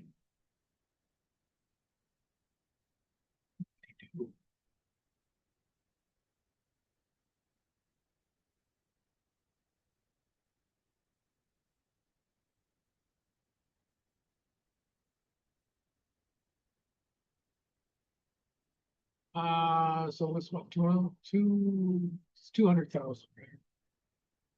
Is that right? And yeah. So this is projected misstatement.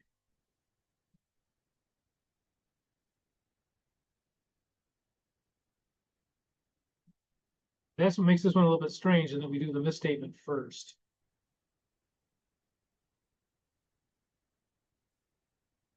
And these are all, it's understated.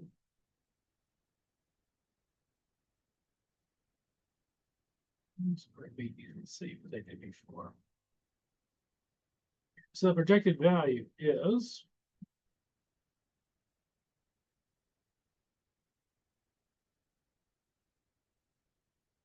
how much?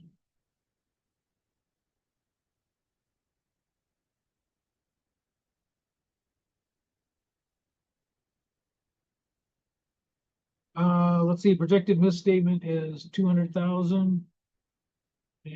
Oops, that is it's understated. So what would the projected value be? We're saying 2,500,000 is understated. 200,000. 2.7. Yep. Yeah, 2.7. So we're saying projected value is that.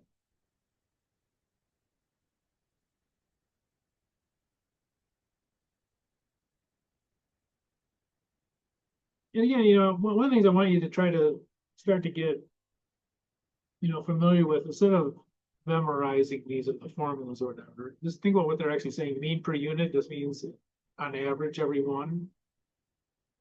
This one, the difference between this one, if you're wondering, well, why is this one overstated and these two are understated? This first one ignores the book value. So this ignores the book value. And this is the one that a lot of times is used more universally for other things. I always tell you about, if they want to find out how many pounds of ducks there are on the pond, they go out, they scoop up some ducks, they weigh them. Well, there is no book value to those ducks. You know, like somebody said, oh, this one weighs 5 pounds. You go, oh, let's see if that weighs 5 pounds. There is no predetermined amount that you're being handed. So that one's used a lot for other things other than you know, we're doing. But the mean per unit one ignores the book value. Says forget about it. We don't need it. We're going to say everything is exactly what our average should be, regardless of what they say. The other two are dependent on what the client is telling you. Okay. 4 is already done. Let's go to 5.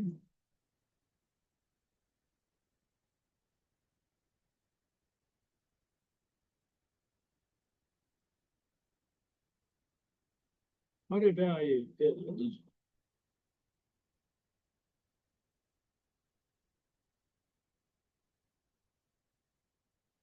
64.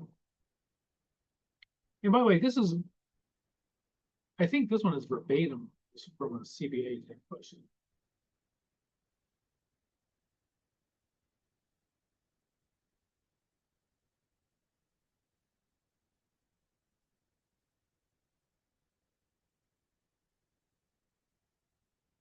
Book value is 61. Now be careful, these are given in different order than we did before.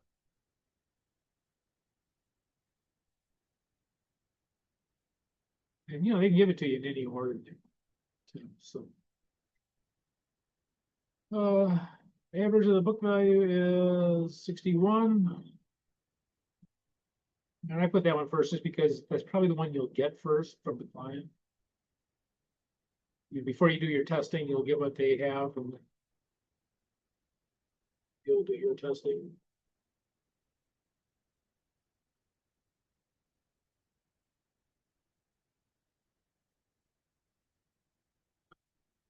Okay, and number of tests. So let's see, mean per unit is what an average? Oops. Okay.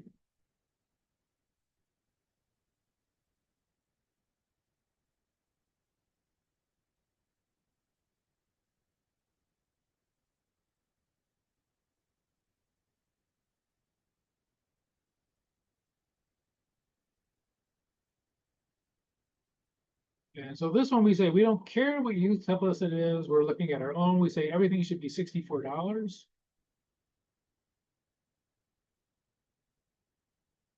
I mean, we have a bad attitude, but you know, so number of accounts receivable.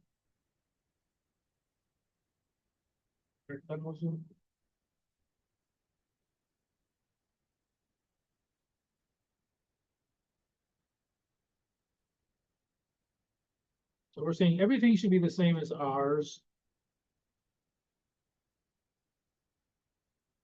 6,400,000. Oops.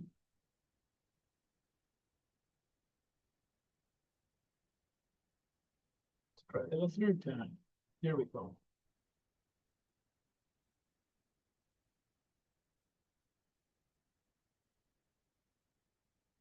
And so this is our projected value.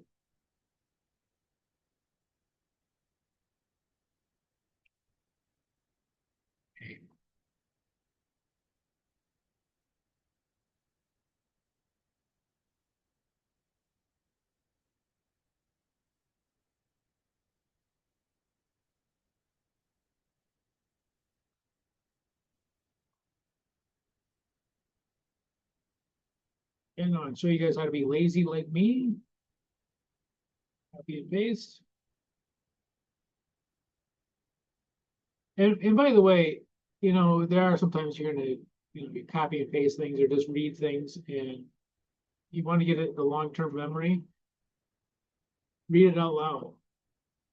Go back through and read it. If you read something out loud 10 times or something like that, just get used to the habit of doing that. Study for the CPA exam. But get it back to that long-term memory. And it sounds kind of crazy, but it does work.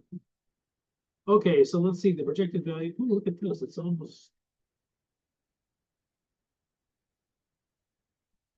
And 6 million. The book value was 6 million. The predicted misstatement is 400,000. Overstated or understated?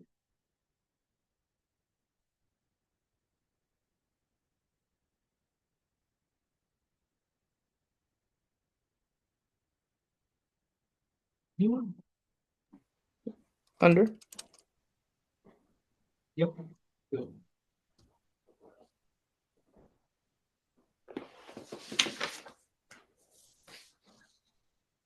Yeah, they're telling us it's 6 million and we're saying that it's more than that.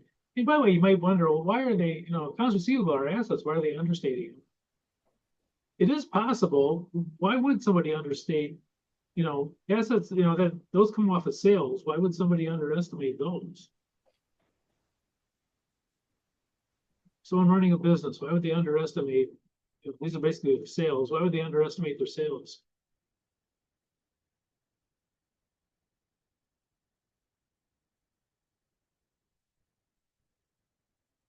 I can tell you it's common. Usually for small businesses,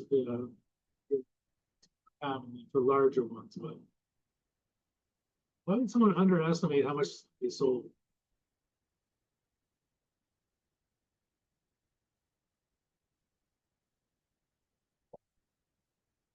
Anyone? Oh, I'm sorry.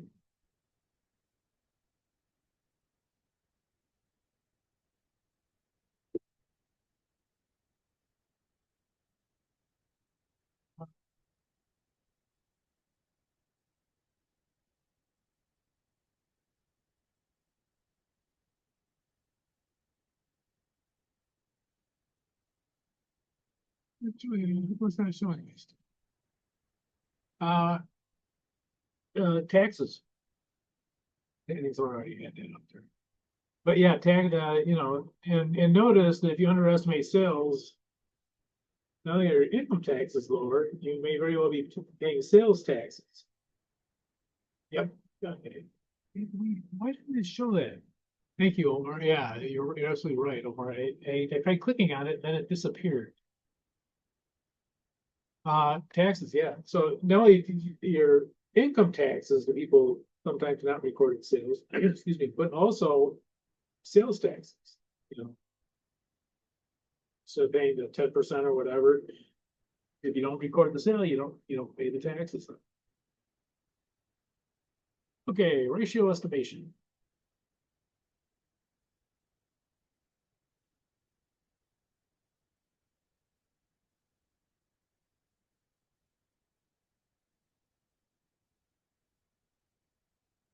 Audit average was 64.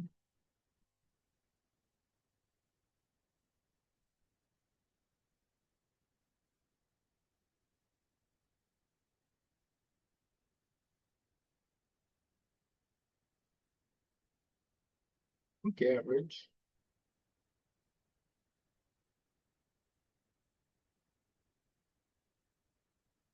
61.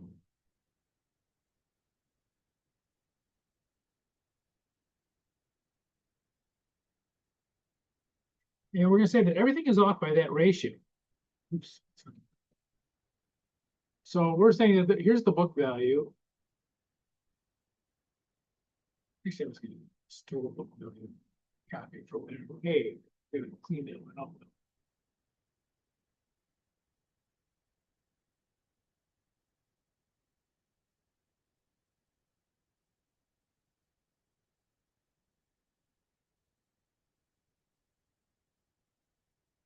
So we're saying everything is off by a ratio. Big things are off by big dollars, little things are off by little dollars.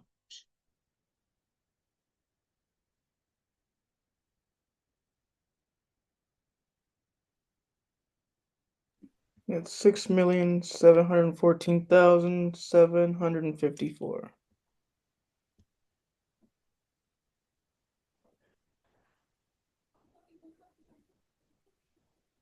6,714,000.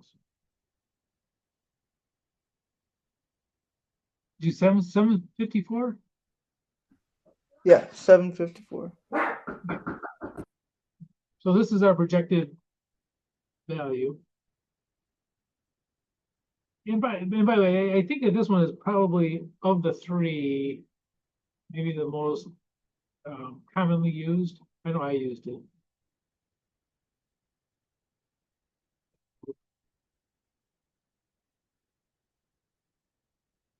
And it kind of makes sense that large things would be, the errors would probably be larger than small things. Be hard to imagine like a $100 account being off by $50,000, but a $10 million account being off by 50,000 probably is a question. Okay.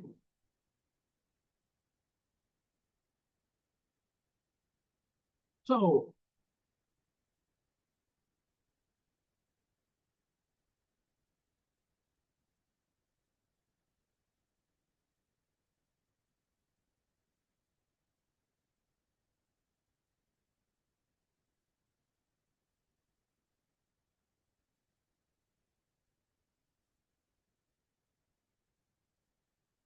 why am I making a mess out of this?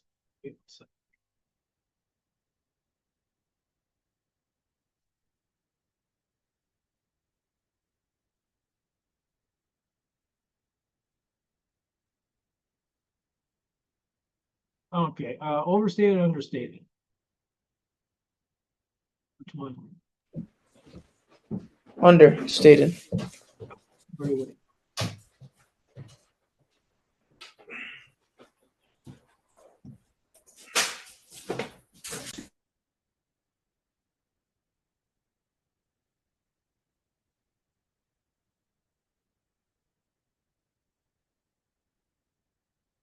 Okay. And last, not least, difference estimation. And then this is the one that's it's kind of different than the ratio that it says everything's off by the same amount. So the audit average is 64, the book average is 61, that everything is off by $3.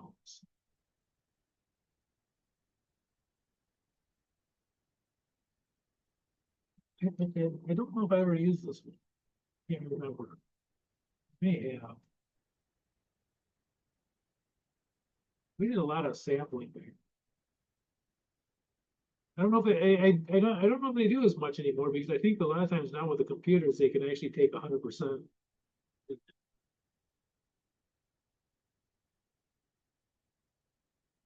You can run a lot more tests now in total. You could do that sometimes when I was, some of the stuff that we had. There were some things that previous auditors had done samples of that I was able to take 100%. Okay, so everything here is understated. We're saying it should be 64. They're saying it's 61, so these are all understated. And we're saying that every single one we have here is understated.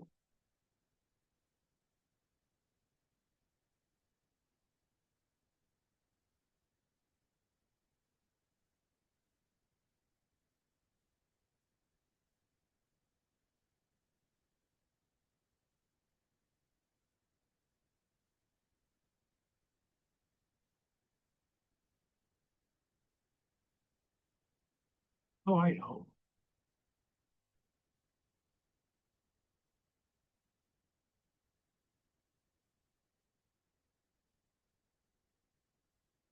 $300,000. So this is the projected, oops, one more zero. Projected mistake.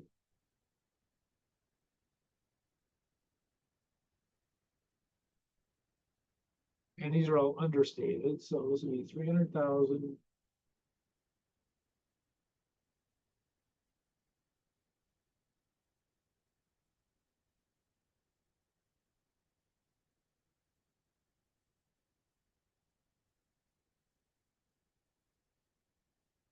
And this is the weird one that we have to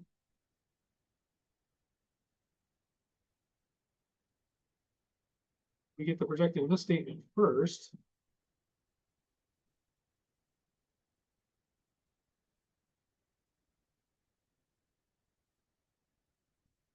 I'll click homework.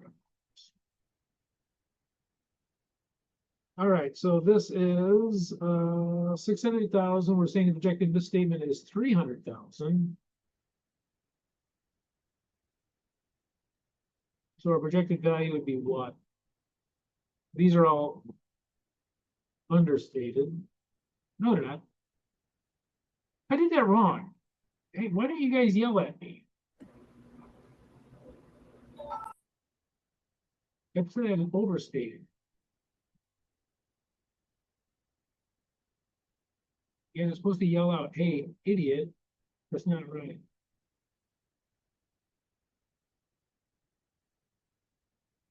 Okay, I'll do it. Hey, idiot, that's not right. Okay, so the project. So what would be the projected value? Zero is an understatement. 6.3.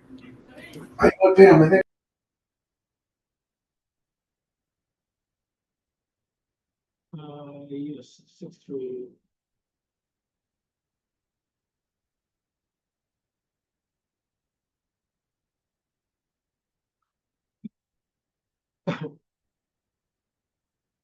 Thank you. Okay.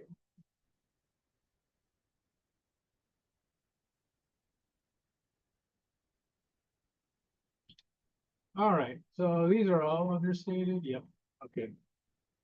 I think we have everything else is done. Okay. Well, you guys should be able to turn that in, and I'll get the exams. Go back to this.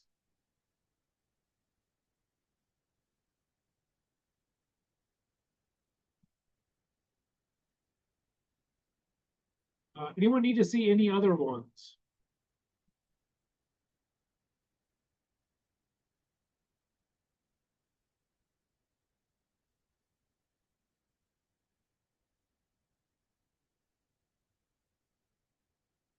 We're skipping 6. We're on to 6. Yep. Yeah, 6. When do we use these? And we use them when they have per units when they all are similar size. Ducks on the pond. Ducks probably weigh. I don't know what ducks weigh. Like, they probably all weigh similar. They all look the same size, so they probably all have similar. So if you have something that is similar, I know I've used this one when I was doing U.S. steel because we had steel that was all about the same price. We're looking to see if it was reasonable. Ratio estimation is that big things have big errors, small things have small errors. So if you have a varied sample, you have accounts that are $50 and accounts that are $50,000.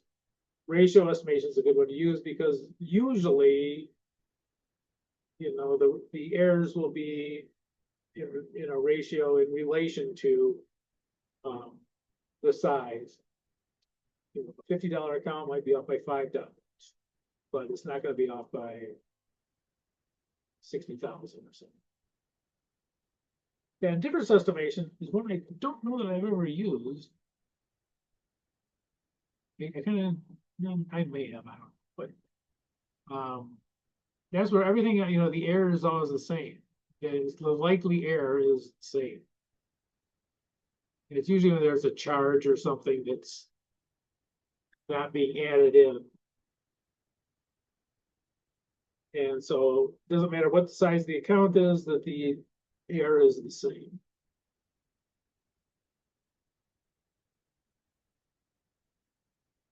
Probably doesn't happen as much in business. I'm sure there's other things that happen.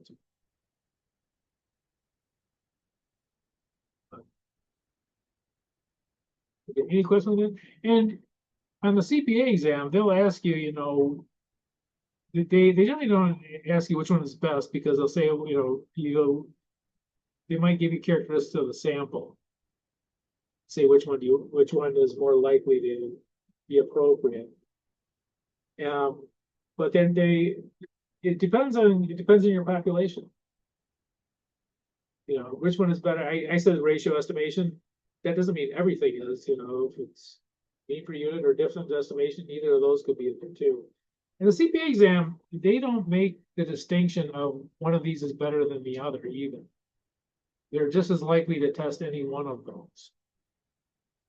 They don't say, oh, you're going to use this one 90% of the time it's gonna be that one. We'll test it more. They test any of them. Any questions? Okay. All right, well, I will see you guys next week and Quick question, sorry. For the chapter 3 handout we just did, the ethics, do we have to complete page 11, the IESPA cases? yeah, we before did. Those aren't required. Do you want to do those? We can do them. No, I was just gonna say, do we have to submit it? If not, I don't. No, they're not required at all. Okay, sounds good. No. All right then. Okay. I'll see you guys. Thank you. Bye. And thanks for fixing my exam. I sent it to the wrong email for some reason, but I was supposed to do it through Blackboard. Okay, yeah. I'll take a look at it. I just haven't gotten around to it, to be honest with you. But I'll take a look at it. Yeah, you already got it graded. I just want to say thanks. Oh, okay. All right. Yeah, appreciate it. Yeah. Have a good week. Bye bye.